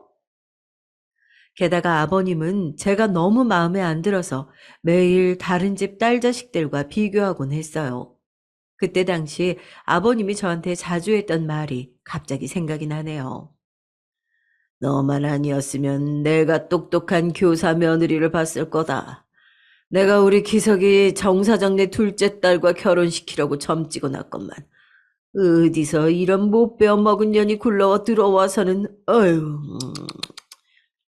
아버지 그만하세요. 왜 집사람한테 그런 험한 말씀을 하시는 거예요? 그만들 좀 이 사람 괴롭히시라고요. 저는 아버님이 저런 소리를 하실 때마다 할 말이 없어 고개만 푹 숙이곤 눈물을 흘렸죠. 남편이 저를 안 만났다면 부잣집에 똑똑한 아내를 얻어 더 잘 살 수 있었을 텐데 괜히 저 때문에 부모님과도 사이가 안 좋아진 것 같아서 매일매일 마음이 안 좋았습니다. 하지만 뱃속의 아기를 위해서라도 이 집에서 반드시 버텨내겠다고 다짐했어요. 하지만 그런 저의 다짐에도 불구하고 어머님의 구박 탓에 뱃속의 아기를 잃을 뻔한 적이 있었습니다. 어머님은 제가 만삭이 될 때까지 저에게 온갖 집안일을 시키셨는데 하루는 어머님이 계단을 좀 닦으라고 하시길래 중심 잡기도 어려운 무거운 몸으로 계단을 청소하던 도중 그만 굴러 떨어지고 말았어요. 굴러 떨어지면서 배가 눌린 탓에 고통에 괴로워하며 비명을 지르자 어머님도 무서우셨는지 병원에 데려가셨습니다. 다행히 병원에서 조치를 잘 해주신 덕분에 유산의 위기를 넘기고 아이는 살아남아 주었지만 만약 그날 어머님이 병원에 늦게 데려가셨다면 아이를 잃었을 거예요. 시간이 지나 지금 생각해보면 어머님은 제가 아이를 유산하길 바라셨던 것 같기도 해요. 항상 위험한 일만 시키셨거든요. 그런데 막상 진짜로 그렇게 될 것 같자 지레 겁을 먹고 병원에 데려가신 거죠. 그리고 그 일이 있고 몇 달 뒤 저는 떡두꺼비 같은 아들을 출산했습니다. 저는 내심 아무리 미운 며느리여도 아들 손주 안겨드리면 저를 조금이나마 받아주시지 않을까 기대했어요. 그런데 그런 일은 일어나지 않더군요. 시부모님은 손주 새끼 이뻐할 법도 한데 제가 미워서인지 아이까지 미워하셨습니다. 그렇게 저의 아이는 태어나자마자 자신을 미워하는 어른들 곁에서 자랄 수밖에 없었어요. 저는 할아버지, 할머니의 사랑도 못 받는 아이가 너무 안쓰러워서 더욱더 이 아이에게 사랑을 주려고 노력했습니다. 남편은 바빠서 잘 때 빼고는 잘 볼 수도 없었지만 늦은 밤 아이를 재우고 남편과 둘이서 도란도란 이야기를 할 때면 하루 동안 힘들고 서러웠던 게 싹 날아가는 느낌이었어요. 어느 날은 남편이 저에게 묻더군요. 여보, 당신은 소원이 뭐야? 저는 한참을 곰곰이 생각하다가 말했습니다. 음, 나는 나중에 우리도 나이 먹고 우리 상준이도 장가 가고 나면 시골에 전원주택 지어서 개 키우면서 사는 게 소원이에요. 그럼 당신은 소원이 뭐예요? 남편은 제 머리를 쓰다듬으면서 대답했습니다. 난 당신이 누구보다도 행복해지는 게 소원이지. 저는 남편의 대답에 부끄러워서 이불 속에 숨고 말았답니다. 결혼을 해서도 이렇게 닭살 돋는 말을 잘 하는 남편이었죠. 그렇게 저는 남편 덕에 고된 시집살이를 하루하루 버티며 살아갔습니다. 시부모님은 날이 갈수록 저를 미워하다 못해 증오하다시피 하셨지만 남편과 아들을 위해 참고 또 참았어요. 그런데 아이가 중학교 갈 무렵 도저히 참을 수 없는 지경에 이르고 말았습니다. 엄마, 나 여기서 살기 싫어. 나갈래. 뭐? 나 가출할 거라고. 여기 못 살겠어. 아니, 안 살아. 여기 엄마나 나 천대하고 하대하는 사람들 뿐이잖아. 할아버지 할머니도 어린이 아니야. 어른이 애한테 어떻게 그래? 맨날 나한테 엄마 욕하고 엄마 닮아서 머리 안 좋다고 잔소리하고 다 듣기 싫어. 다 듣기 싫다고. 아이가 바락바락 악에 바친 소리를 내지르는데 시부모님마저 말을 잃고 말았어요. 그리고 전 아이가 할아버지 할머니의 막말에 울다 지쳐 잠이 들고 자기는 태어나지 말았어야 한다고 자책하는 모습을 보니 내 아이를 이런 집에서 불쌍하게 키울 수는 없다는 생각이 강하게 들었습니다. 그래서 저는 그 길로 남편에게 이혼을 선언했어요. 뭐? 이혼하자고? 아니, 여보, 힘든 건 알지만. 당신 부모님과 인연 끊을 수 있어요? 난 당신이 끊고 나랑 우리 아들이랑 함께 하겠다면 결혼 생활 이어갈래요. 근데 지금껏 봐온 당신이라면 당신은 효자예요. 효자랑은 못 살아요, 나도. 당신은 좋은 사람이지만 시부모님하고는 이제 얼굴 보며 살 자신이 없어요. 여보, 다시 한 번만 생각해 봐줄 순 없는 거겠지? 내가 이런 부탁하는 거 염치 없는 거겠지? 미안해요. 남편은 제 말에 힘없이 입술만 꾹 깨물었습니다. 남편도 알고 있었을 거예요. 제가 얼마나 힘들었었는지, 나름대로 속을 사귀고 살았는지. 근데 이제 한계에 다다랐다는 것을 선포하니 본인도 할 말이 없는지 고개를 떨구고 있다. 미안하단 말을 하며 눈물을 떨구고 말았습니다. 그러더니 이혼이라는 얘기에 큰 충격을 받았지만 본인 힘으로도 부모님을 말릴 수 없었기에 저와 아이를 깨끗하게 놓아주었습니다. 그리고 시댁에서 저에게 한 푼도 내어줄 수 없다고 하시는 통에 남편은 자기가 모은 돈으로 몰래 작은 집 하나를 해주었어요. 아마 시부모님이 아시면 난리 날 걸 알기에 아주 비밀스럽게 집도 알아본 모양이더라고요. 남편은 눈물 콧물 범벅이 되어서는 짐을 싸고 나가는 저를 뒤뜰로 불러 이렇게 말했습니다. 여보, 우리 부모님 때문에 내가 이 정도밖에 해줄 수가 없어서 정말 미안해. 당신이 우리 집에서 10년 넘게 그 수모를 겪은 거 생각하면 내가 너무 미안해서 가슴이 아파. 이제라도 나 잊고 상준이랑 행복하게 살아줬으면 좋겠어. 정말 미안해. 저는 무릎을 꿇고 울고 있는 남편을 말없이 안아주었죠. 사실상 남편도 저와 시부모님 사이에서 나름대로 노력을 했다는 걸 알고 있었습니다. 허나 워낙 드세고 강한 시부모님의 압박에 남편마저 어느 순간 그 노력의 끈을 놓아버렸고 자기도 지치고 말았던 게죠. 알았기에 이해했습니다. 그 길로 전 미련 없이 아들과 함께 그 집을 떠났어요. 그리고 정말 가슴이 찢어지지만 이 집도 있고 남편도 있기로 결심했습니다. 그 후로 저는 아들과 둘이 살면서 먹고 살기 위해 정말 고군분투했어요. 아이 낳고 10년 넘게 가정주부로 지냈던 터라 써주는 데는 많이 없었지만 할 수 있는 일은 최대한 가리지 않고 다 했습니다. 몸이 편찮으셨던 친정엄마는 몇 년 전 돌아가시고 동생들은 각자 살기 바빠서 어디 도움받을 곳도 없었죠. 그래도 남편이 집을 해준 덕에 아들과 함께 몸 뉘일 곳은 있어서 다행이었습니다. 가끔 남편이 생각나긴 했지만 그럴 때마다 어차피 나와는 다른 세상에 살던 사람이니 못 오를 나무 쳐다봤다가 벌 받은 거라고 생각하기로 했어요. 그리고 홀로 아들을 키운 지 몇 년째 밤낮 없이 열심히 돈을 벌다 보니까 그래도 돈이 모이긴 모이더라고요. 남편이 해준 집도 집값이 올라 더 좋은 집으로 이사 갈 수 있게 됐습니다. 사실 그동안 아들을 혼자 키우면서 차라리 시댁에 아이를 주고 왔으면 이 아이만큼은 지금보다 훨씬 넉넉하게 살았을 텐데 하는 생각이 들 때도 있었지만 아이가 시댁에서 구박되기로 살았을 생각을 하니 아찔하더라고요. 그래서 아이를 데리고 나온 게 잘한 결정이라고 생각하다가도 또 한편으로는 아이가 나중에 커서 저를 원망하면 어쩌나 걱정도 많이 했어요.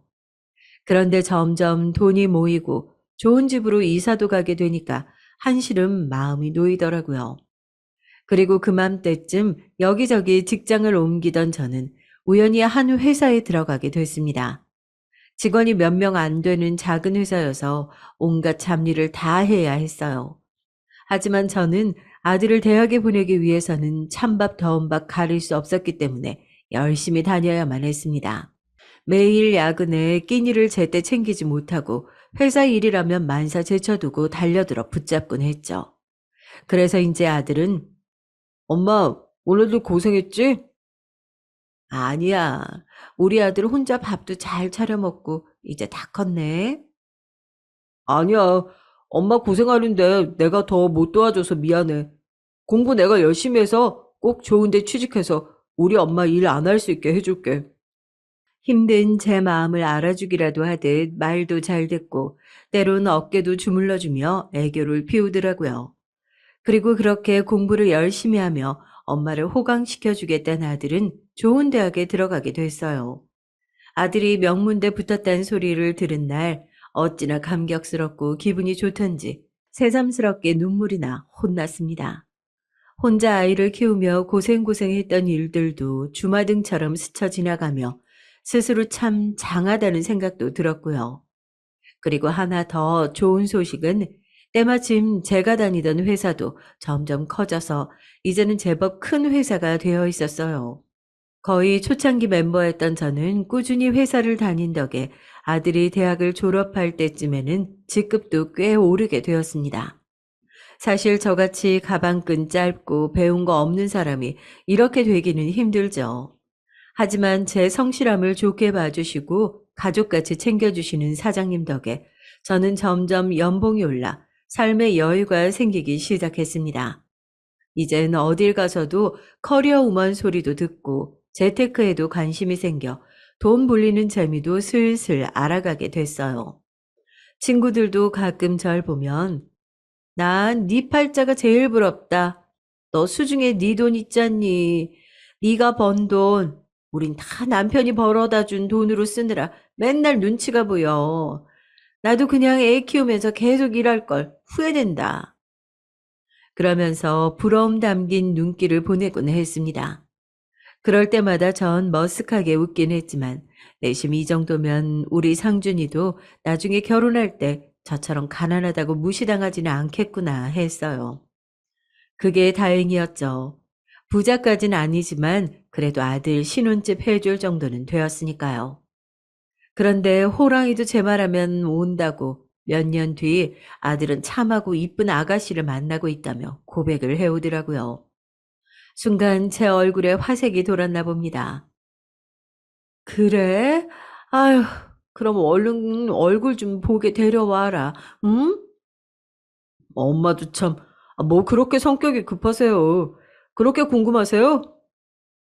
아, 그럼 당연하지. 우리 아들이 만나는 여잔데. 아들이 그간 몇 번 연애를 하는 것 같긴 했지만 이렇게 저한테 말해오는 여자친구는 또 처음이었습니다. 왠지 모르게 이 아가씨와 좋은 인연이 될 것 같다는 생각이 들더라고요.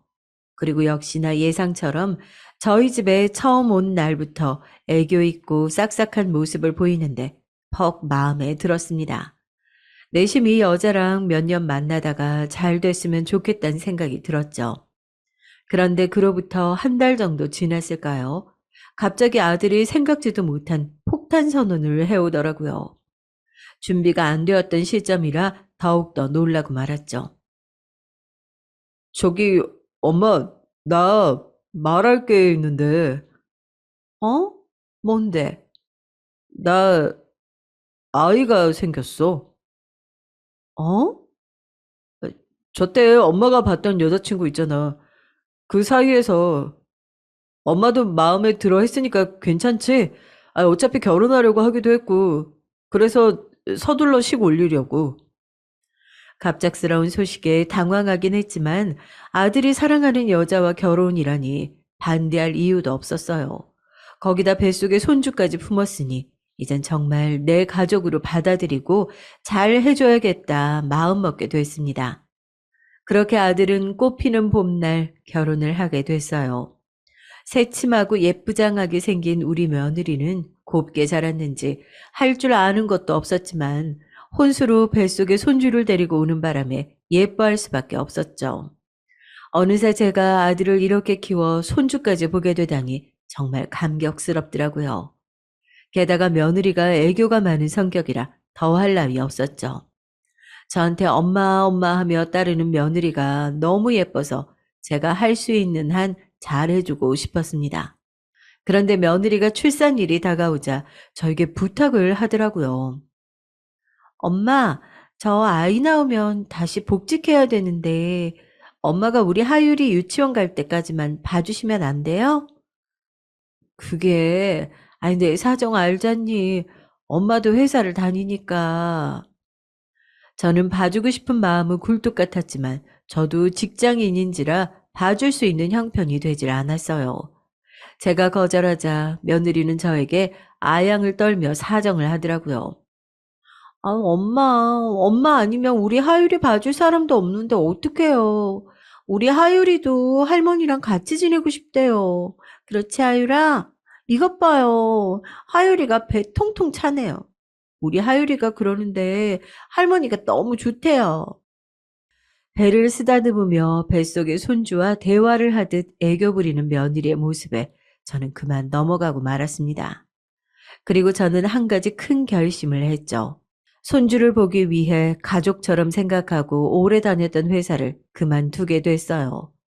사실 사장님께서는 저한테 퇴직이 아닌 휴직 처리를 할 테니 아이가 어린이집 갈 때까지만 쉬다가 다시 돌아오라고 하셨지만 며느리는 최소 5년은 키워주길 바라는 눈치였고 저도 회사에 그렇게 오랫동안 민폐를 끼칠 수는 없다고 생각해서 사직서를 내게 됐습니다. 그렇게 그동안 잘 해주셨던 사장님께 마지막 인사를 드리고 회사를 떠났어요. 그리고 며느리가 예쁜 손녀딸을 출산한 후 주 5일을 아들네 집에 출근하기 시작했습니다. 평일에 아들 내외가 출근하기 전 아침 일찍 아들네 집에 가서 하루 종일 손주를 보다가 아들 내외가 퇴근하고 오면 같이 저녁을 먹고 저녁 먹은 후 며느리가 씻고 나오면 그때 손주를 넘겨주고 집에 돌아가는 일상이었어요. 사실 이 나이 먹고 아이를 보는 게 힘에 부치긴 했지만 퇴근하고 온 아들 며느리 부실하게 밥 먹는 게 싫어서 손주가 낮잠 자는 시간에 틈틈이 찬거리도 만들곤 했죠. 그렇게 하루 종일 아들네 집에서 있다가 집에 돌아오면 이미 깜깜해진 늦은 저녁이라 씻고 TV 조금 보다가 자면 하루가 마감됐습니다. 평일에 쉬는 날도 없이 무리해서 손주를 봐주다 보니까 주말에는 거의 시체처럼 누워만 있기 일쑤였죠. 어쩌면 회사 다닐 때보다도 훨씬 힘든 일상이었던 것 같아요. 하지만 그렇게 힘든 와중에도 손주만 보면 너무 예뻐서 저절로 발걸음이 아들네 집으로 향했던 것 같습니다. 아들 내외는 제가 아이도 봐주고 살림도 간간히 도와주는 걸 대단히 고맙게 생각하더라고요. 퇴근하고 온 아들은 밥 먹은 후 제 어깨를 주물러 주기도 하고 며느리는 여전히 애교를 부려가며 저한테 고마운 마음을 표현하곤 했어요. 엄마, 하율이 보느라고 바쁘신데 언제 이런 반찬은 다 하셨어요. 어머, 이거 진짜 둘이 먹다가 하나 죽어도 모를 정도로 맛있어요. 역시 우리 엄마 최고. 그래, 맛있니? 다행이구나. 많이들 먹어라. 며느리가 제가 만든 반찬이 너무 맛있다며 호들갑까지 떨어가며 칭찬해주니 저도 어깨가 으쓱 하더라고요. 시어머니라면 질색팔색하고 싫어하는 며느리들도 많은데 우리 며느리는 그런 것도 없이 저를 너무 잘 따르고 좋아해 주니까 그렇게 예쁠 수가 없었습니다. 주변에서도 우리의 이런 관계를 신기해하더라고요. 보통 고부 갈등이 있기 마련인데 잘 지내는 관계가 참으로 보기 좋다면서요. 제 친구들도 며느리는 몇 번 본 적이 있었는데 시어머니 공경을 참 잘한다고 칭찬이 자자했습니다. 그렇게 나이가 들고 나니 어느 날 문득 홀로 아들을 키우며 힘든 때도 많았는데 이렇게 아들이 예쁜 새 식구를 둘이나 데려와 화목하게 지낼 수 있게 되니까 이제 제가 가진 모든 것을 이 아이에게 주어도 좋겠다는 생각이 들었어요.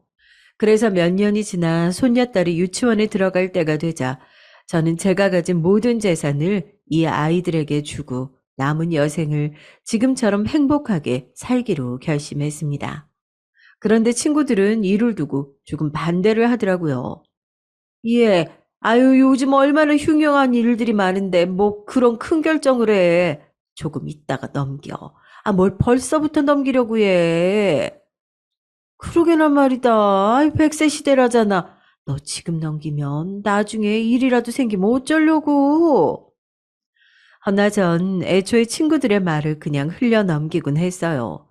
내 며느리고 내 아들인데 당연히 내가 더 잘한다고. 나한테 얼마나 잘하는 애들인데 하면서요.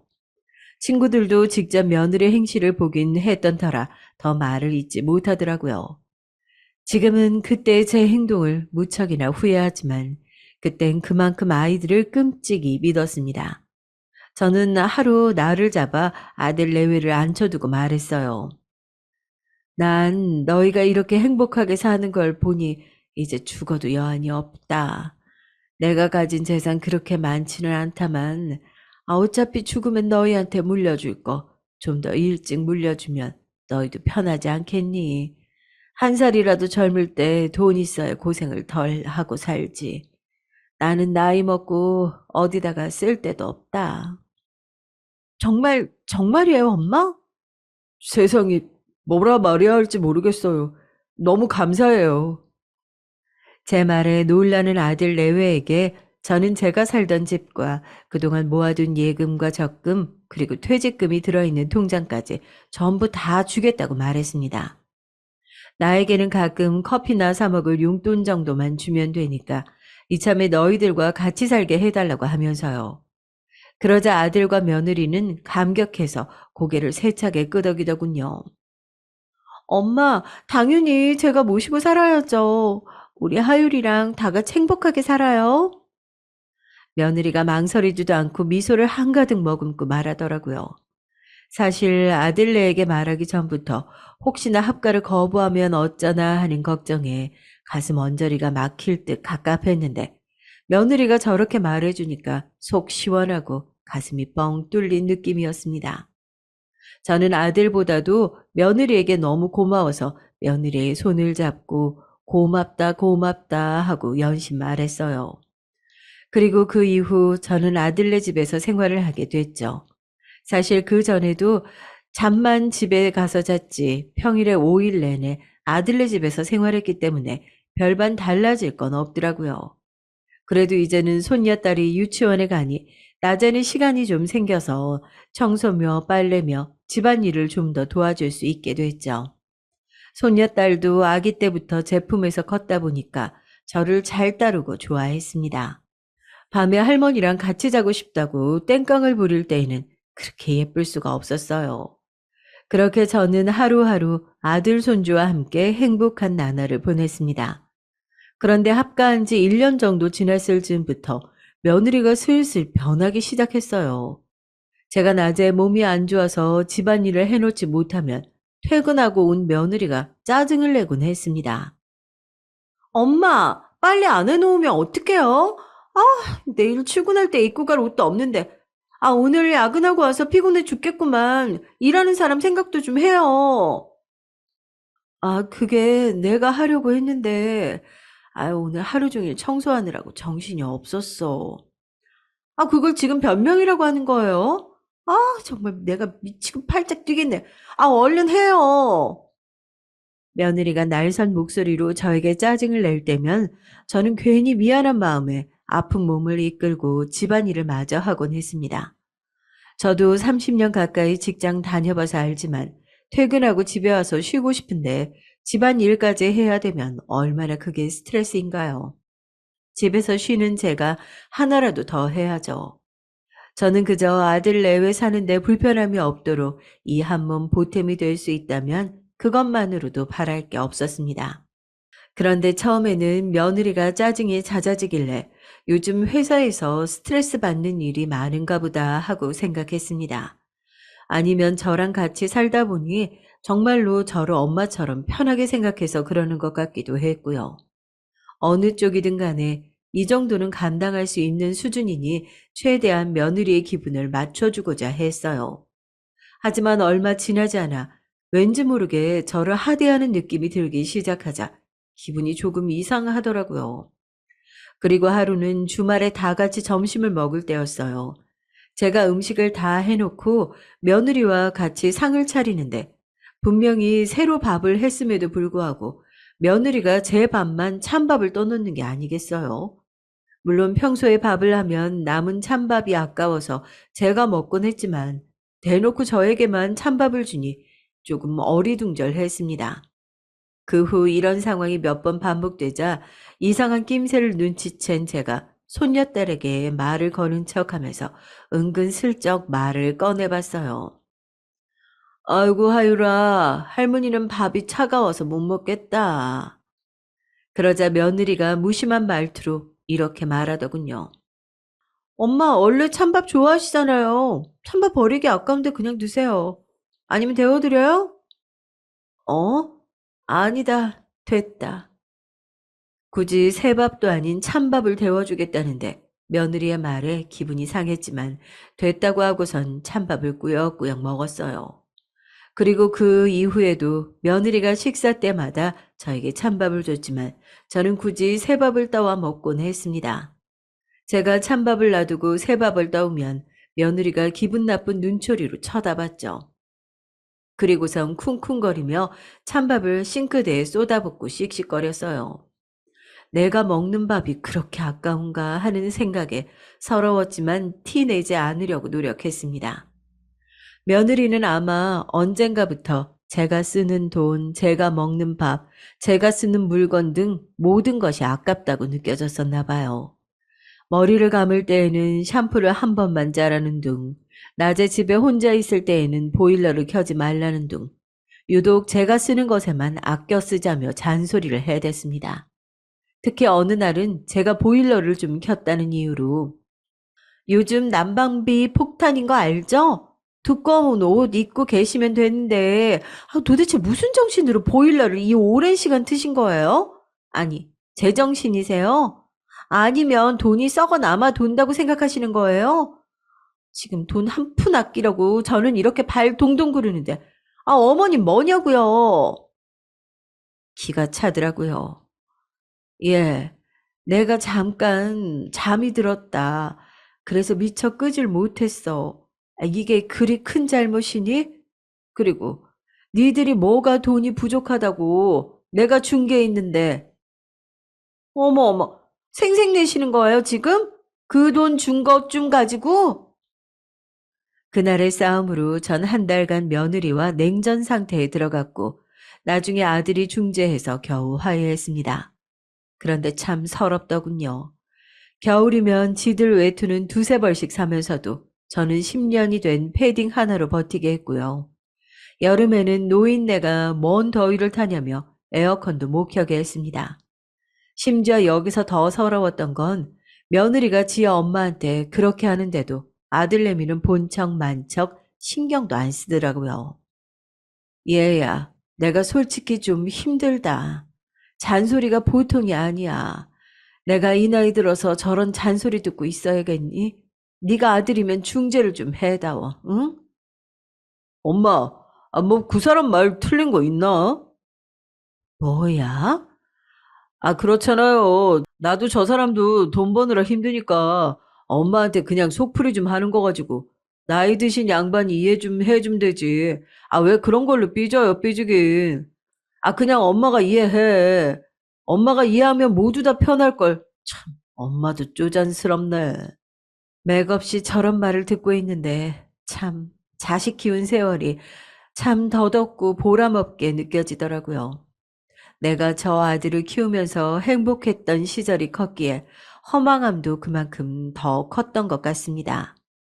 그리고 문제가 하나 더 생겼죠. 처음에 합가하면서 제가 얘기했던 용돈, 그것도 날이 갈수록 액수가 적어졌습니다. 어차피 저도 어디 막 나가서 돌아다니는 성격도 아니고 집에 있는 날이 많으니 돈 쓸 일이 많지 않아 큰 돈을 바라진 않았어요. 그래서 처음에는 한 달에 40만 원씩만 받기로 했는데 그 돈도 저에게는 넉넉하더라고요. 평생 직장 생활만 해서 그런가 동네에서 커피 한 잔 마실 사람 없고 친구들도 멀리 살고 딱히 취미가 있는 것도 아니어서요. 그냥 낮에 손녀딸 유치원 보내고 남는 시간에 동네 한 바퀴 돌다가 붕어빵이나 군고구마 장수가 있으면 한 봉지씩 사오거나 가끔씩 손녀딸 장난감이나 옷을 사주는 데에는 충분한 금액이었습니다. 그런데 언젠가부터 생활이 빡빡하다면서 금액을 줄이기 시작하더니 나중에는 한 달에 10만 원으로 줄여버리더라고요. 어차피 잘 나가지도 않는데 그 돈이면 충분하지 않냐면서요. 이건 좀 아니다 싶어 반박하니까 눈이 휘둥그레질 만한 말을 하더군요. 예, 10만 원? 10만 원은 좀 나도 사람 사는 것처럼 살아야 할 텐데. 엄마, 사실 그게 이해가 요즘 사업을 하고 싶대요. 그래서 돈 지출이 많아요. 엄마가 이해해 주세요. 뭐, 사업을 한다고? 아들이 사업을 한다는 것이었죠. 갑작스레 웬 사업이냐고 하니까 자기 평생 꿈이 사업하는 거였다며 무슨 커피 가게를 차린다고 하더라고요.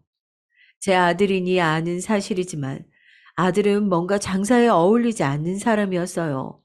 바로 걱정부터 앞서는데 자기가 알아서 다 하겠단 말에 그냥 응원해 주는 게 최선이었습니다.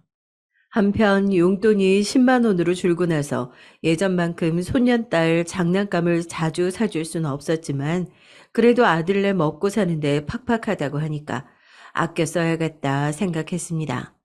그런데 10만 원으로 줄인 것까진 괜찮았지만 현금으로 주던 용돈을 어느샌가부터 카드로 주기 시작하더니 점점 눈치가 보이더라고요. 며느리가 체크카드에 딱 10만 원만 넣어서 저에게 주었는데 제가 어디 가서 카드를 긁을 때마다 며느리에게 문자가 가다 보니까 감시를 당하는 느낌이 들었어요. 제가 뭘 쓰든 상관을 안 하면 괜찮지만 문자가 날아갈 때마다 며느리가 저에게 전화해서 꼬치꼬치 따지곤 했거든요. 하루는 낮에 동네를 산책하다가 새로 오픈한 커피숍이 있어서 들어가 봤어요. 유명한 프랜차이즈 커피숍이었는데 커피를 안 마신 지도 한참 돼서 한 잔 사보았죠. 오랜만에 따뜻한 커피를 들고 산책을 하니 직장 다닐 때 생각도 나면서 너무 좋더라고요. 그런데 그때 며느리에게 전화가 걸려왔습니다. 전화를 받자 며느리는 다짜고짜 저에게 따지더군요. 엄마, 돈이 썩어 넘치죠, 지금? 아니, 무슨 집에 있는 사람이 그렇게 비싼 커피를 사 먹어요? 집에 내가 믹스커피 사다 놨는데 그거 드시면 되지. 아, 누가 보면 아주 커리어 우먼인 줄 알겠어. 아, 정 먹고 싶으면 집 앞에 1,500원짜리 아메리카노도 파는데 굳이 왜 비싼 데 가서 드시는 거예요? 저는 황당해서 순간 말이 안 나왔지만 숨을 내쉬고 침착하게 얘기했습니다. 아니, 집 앞에 새로 커피숍이 오픈해서 한번 가봤는데 내가 금액까지는 생각을 못했네. 그래, 그래. 네가 요새 돈 버느라 힘들 텐데 내가 좀 생각이 짧았다. 제가 언짢은 기분을 숨기고 수그리듯이 말하자 며느리는 기세 등등해져서 더 언성을 높였습니다. 알면 조심하세요. 그렇게 쓸 데가 없는 데다가 돈을 쓰면서 용돈 더 줄일 수밖에 없겠어요. 아시겠어요?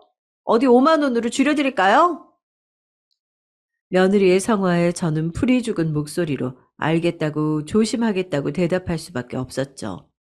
모아놓는 돈과 퇴직금까지 탈탈 털어 아들 내외에게 줘버린 탓에 제 수중에는 10,000원 한 장 없었으니까요. 더군다나 언젠가부터 용돈 외에는 일절 저에게 돈을 쓰지 않는 아들 내외 때문에 사소한 병원비 진료 같은 것도 최대한 용돈으로 해결해야 했는데 이런 상황에서 괜히 며느리의 심기를 건드렸다간 제 삶만 더 힘들어질 뿐이었어요. 그리고 며느리는 제가 쓰는 병원비도 아까워했기 때문에 저는 항상 감기에도 걸리지 않도록 조심했습니다. 30여 년 전 아들을 낳았을 때 산후조리도 하지 못하고 시집살이에 고생만 한 탓에 무릎이며 허리며 성한 곳이 없었지만 물리치료를 다니고 싶어도 말하기에도 눈치가 보여서 꾹꾹 참기만 했어요.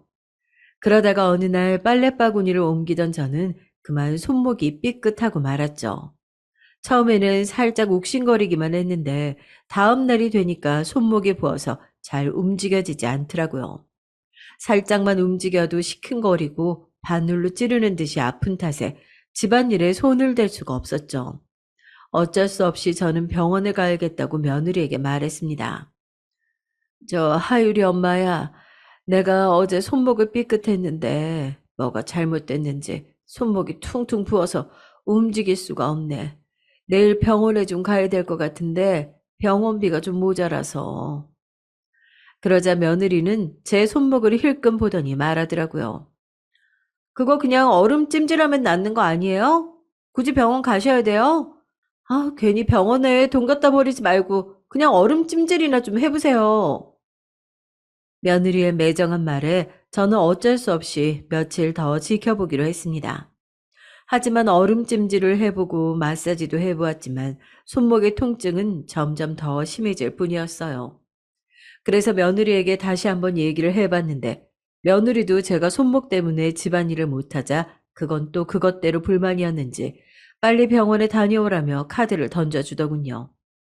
저는 바닥에 떨어진 카드를 주우면서 너무 서러웠지만 한마디 말도 못하고 돌아섰습니다. 그리고 며느리가 준 카드로 병원에서 며칠간 치료를 받으니까 점점 상태가 호전이 되더라고요. 이제는 집안일도 다시 할 수 있게 됐습니다.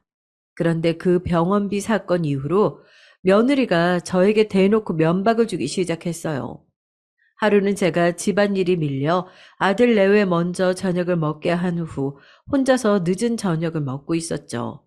대충 밥 한 그릇 떠다가 있는 반찬 먹고 있는데 씻고 나온 며느리가 저를 확 쏟아보더니 한 소리를 빽 지르더라고요. 아, 밥은 또 진수성찬으로 차려 먹네. 아, 언제까지 밥 축낼 거예요? 아, 낮에 할 일도 없으면서 밥만 축내지 말고 일이나 좀 해요. 제발 밥값 좀 하시라고요. 네? 저는 며느리의 말에 깜짝 놀라 먹던 밥 숟가락을 떨어뜨렸습니다. 순간 내가 왜 이런 취급을 당해야 하나 너무 서러웠어요. 내가 집도 해주고 재산도 전부 다 줬는데 밥 한 술 뜨는 게 그렇게 아까울까요? 분명 예전에는 애교도 많고 이쁜 짓도 많이 하던 며느리였는데 지금은 그저 저를 식충이로만 보고 경멸하는 그런 사람이 되어 있었습니다. 저는 목에 뭐가 콱 막힌 듯 넘어가지 않던 밥을 치우고 자리에서 일어났어요. 밥값이라고 했니? 밥값 충분히 하지 않았니? 내가 사준 집에서 내가 가정부 노릇하며 이날 이때껏 살고 있는데 이 정도도 부족해? 그러자 며느리는 잠깐 꿀먹은 벙어리가 되더니 돌아서는 제 뒤통수에다 대고 또 중얼거리더군요. 밥은 또 왜 남기고 난리야? 아까운 줄 모르고 아우 속 터져. 저는 며느리의 혼잣말을 들었지만 애써 모른 척하며 방으로 들어갔습니다. 그리고 서러운 마음에 이불 속에서 얼마나 숨죽여 울었는지 몰라요. 그리고 저는 그날 이후로 일자리를 알아보기 시작했습니다. 내가 억울해서라도 다시 일해야겠더라고요. 지가 손주 봐달라고 간청하는 탓에 그 좋은 회사도 그만두고 눌러 앉은 건데 이제 와서 쓸모없는 뒷방 늙은이 취급이라뇨. 그리고 며느리가 저를 구박할 때마다 옆에서 한숨만 쉬는 아들도 내심 제가 다시 일하기를 바라고 있는 것 같더라고요. 내가 지를 어떻게 키웠는데 괘씸한 마음에 매일 밤잠을 설쳤습니다. 이럴 줄 알았으면 재산을 다 주지 말 걸 하고 후회도 해보았지만 이미 다 지나간 일일 뿐이었어요. 저는 하루라도 빨리 일자리를 구해서 더 이상 저것들한테 기 안 죽고 떵떵거리며 살고 싶었지만 나이가 나이인지라 뽑아주는 곳이 없더군요. 나름 전에 다니던 회사에서 많은 연봉을 받고 다녔어서 같은 직종에서 경력을 인정받아 들어가고 싶지만 쉽지 않았습니다. 그래서 어쩔 수 없이 몸쓰는 일을 알아볼 수밖에 없었어요. 그러던 중 어느 제조회사에서 구내식당 주방 보조를 뽑는 공고를 보게 됐습니다. 주방 일은 아들이 어렸을 때 잠깐 해본 적이 있어서 얼마나 힘든지 알고 있었지만 눈칫밥 먹고 사느니 몸이 힘든 게 낫다 싶어서 지원해봤죠. 면접 보러 오라는 말에 가보았는데 이름은 처음 들어봤지만 꽤 규모가 있는 회사더라고요. 회의실에서 담당자와 면접을 보고 있는데 회의실 창문 밖에서 누군가가 쳐다보는 느낌이 들었어요. 하지만 고개를 돌려보았을 때 아무도 없길래 그냥 저의 착각인 줄로만 알았습니다. 그리고 면접이 끝난 다음 날 아쉽게도 채용하지 않기로 했다는 문자를 받았어요. 저는 낙담할 시간도 없이 다른 일자리를 알아봐야 했죠. 한창 다른 일자리가 없나 보던 중 모르는 번호로 문자가 한 통 와 있었습니다. 방금 탈락한 문자 보낸 회사의 관리자인데 혹시 내일 따로 면담 좀 할 수 있냐고 묻는 문자였어요. 탈락한 회사에서 굳이 왜 면담을 하는지 의아하지만 혹시나 추가 채용 같은 게 있을까 싶어 알겠다고 답장을 보냈습니다. 그리고 다음 날 약속한 시간에 그 회사 앞 커피숍으로 갔어요. 앉아서 기다리고 있는데 멀리서 한 중년의 남자가 저를 향해 다가오는 것이 보였습니다. 그 남자의 이목구비가 눈에 들어온 그 순간 저는 그가 누군지 한 번에 알아봤죠. 세상에 그 남자는 저의 전 남편이었습니다. 희끗해진 머리에 주름이 진 얼굴이었지만 한눈에 알아볼 수 있었죠. 전 남편은 성큼성큼 걸어오더니 머뭇거리며 제 얼굴을 한참이나 쳐다봤어요. 저는 영문은 알 수가 없었습니다. 아니, 당신이 여기 어떻게... 많이 놀랐지? 다행이다 만나서. 중후해진 그의 목소리를 듣자 지난 세월이 머리에 스쳐 지나가는 듯 했습니다. 전 남편과 헤어진 지도 벌써 20년. 정말 사랑했지만 시댁의 괴롭힘으로 인해 견딜 수 없어 이혼할 수밖에 없었던 지난 날이 떠올랐어요. 저는 알 수 없는 감정이 휘몰아쳐서 저도 모르게 눈물이 차오르는 걸 느꼈습니다. 전 남편도 마음이 복잡한지 안절부절하며 말을 겨우 잇더군요. 잘 살고 있는 거지? 우리 상준이도 벌써 30살이 넘었겠네. 20년 전 당신이랑 상준이 그렇게 보내고 내가 정말 얼마나 힘들었는지 몰라. 우리 부모님 원망도 참 많이 했지. 몇 번이고 당신 찾아서 가고 싶었지만 혹시 또 나 때문에 당신 힘들게 할까봐 여태까지 참았어. 그런데 이렇게 만나게 됐네. 저는 전 남편의 따뜻한 말에 눈물을 참을 수가 없었습니다. 남들이 쳐다보고 있는 줄도 모르고 주책맞게 울고 말았네요. 그리고는 도대체 여기에 어떻게 온 거냐고 물어봤어요. 그러자 그는 이렇게 말하더군요. 그건 너무나 놀라운 이야기였어요. 사실 당신이 어제 면접 본 그 회사, 내 회사야. 직원이 이력서 뽑아온 거 보니까 당신 이름이 있더라고. 그런데 정말 당신이 맞는지 확인하고 싶어서 면접 보는 도중에 회의실 창밖에서 몰래 봤는데 정말 당신이 맞더라고. 그래서 이러면 안 되는 거 알지만 당신 이력서에 있는 번호로 연락해 본 거야. 당신이 안 나올까 봐 걱정했는데 나와줘서 정말 고마워. 반가운 마음에 아무 말도 하지 못하고 울기만 했어요. 20년 전 그와 헤어진 후 잊겠다고 정말 많이 노력했는데 깨끗하게 잊고 살았다고 생각했는데 막상 눈앞에 나타나니 그때의 감정이 다시 되살아나더라고요. 전 남편은 저를 만나기까지의 이야기를 들려줬습니다.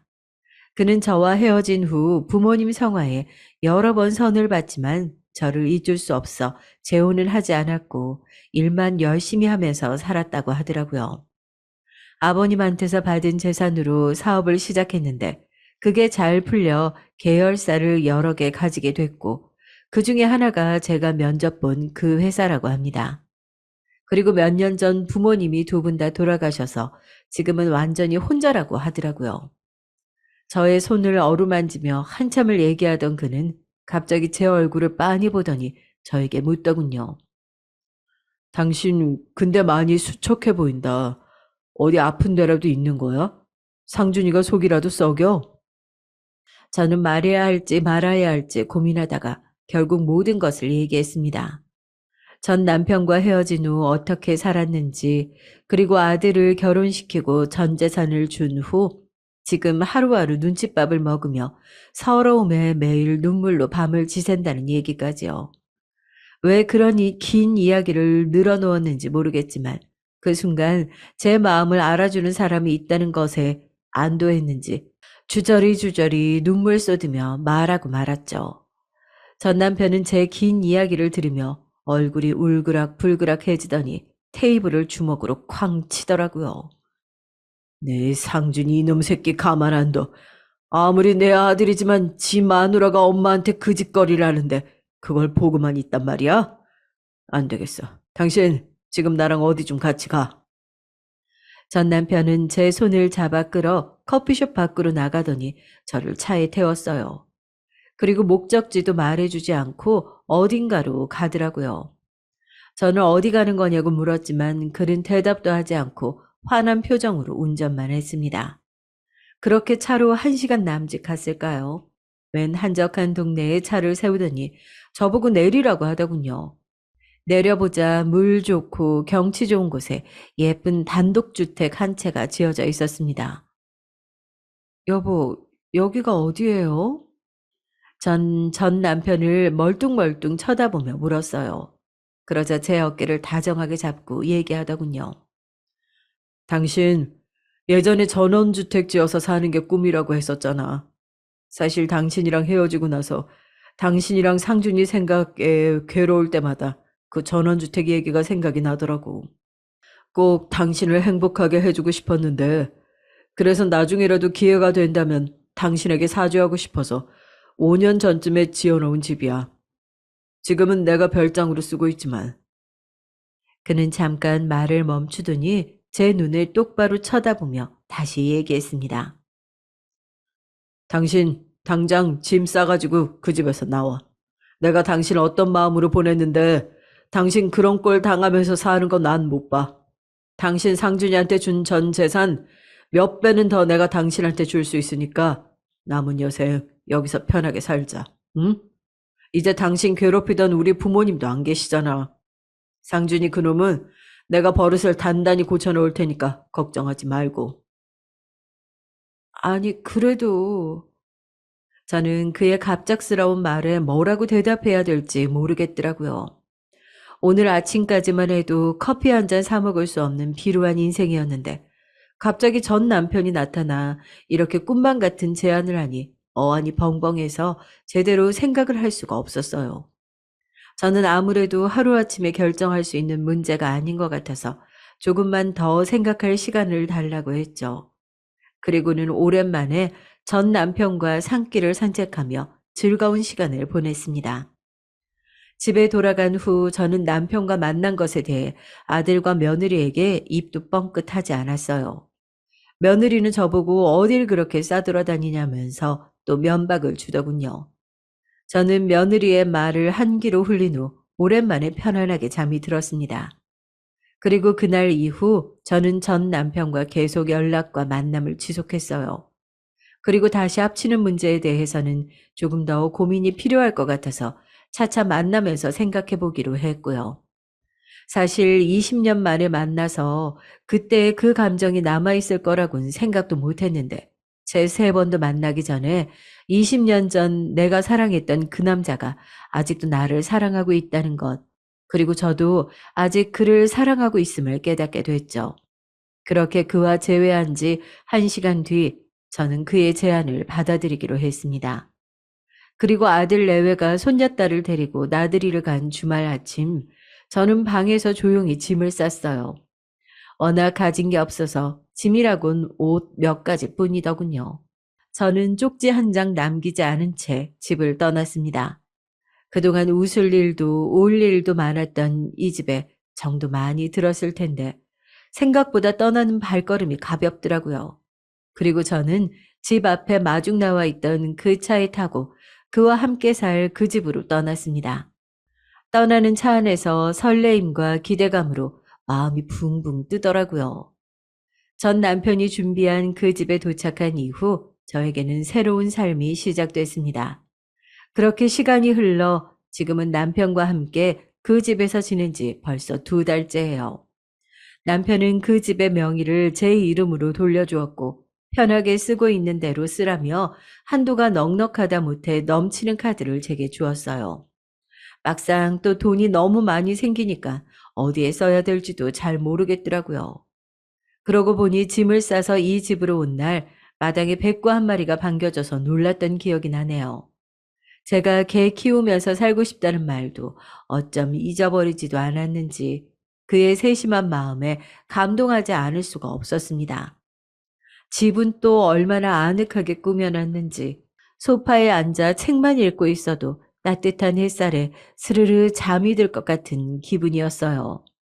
남편이 출근하면 혼자 음식도 해먹고 강아지와 산책도 하고 나른하면 낮잠도 자기도 하면서 평온한 일상을 보내고 있었죠. 이렇게 느긋한 일상을 보낸 게 아마 난생 처음일 것 같네요. 그리고 아들과 며느리에게는 제가 집을 떠난 날부터 전화와 문자가 여러 통 왔지만 그냥 잘 지내고 있으니 신경 쓰지 말라고만 답장을 보내고 연락을 받지 않았습니다. 남편이 자기가 해결하겠다고 해서 저는 신경 쓰지 않기로 했어요. 남편은 이후에 따로 아들을 만나서 그간에 있었던 이야기를 해주고 혹시나 내 재산을 노리고 있거든 네가 정신 차리기 전엔 국물도 없으니까 그렇게 알라고 했다네요.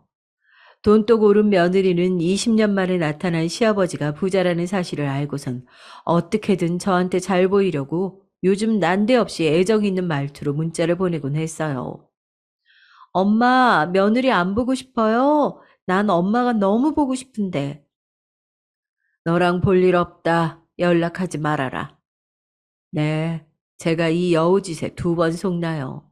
나중에 손녀딸에게 해줬음 해줬지 며느리에겐 무엇을 더 해주는 일은 앞으로 절대 없을 겁니다.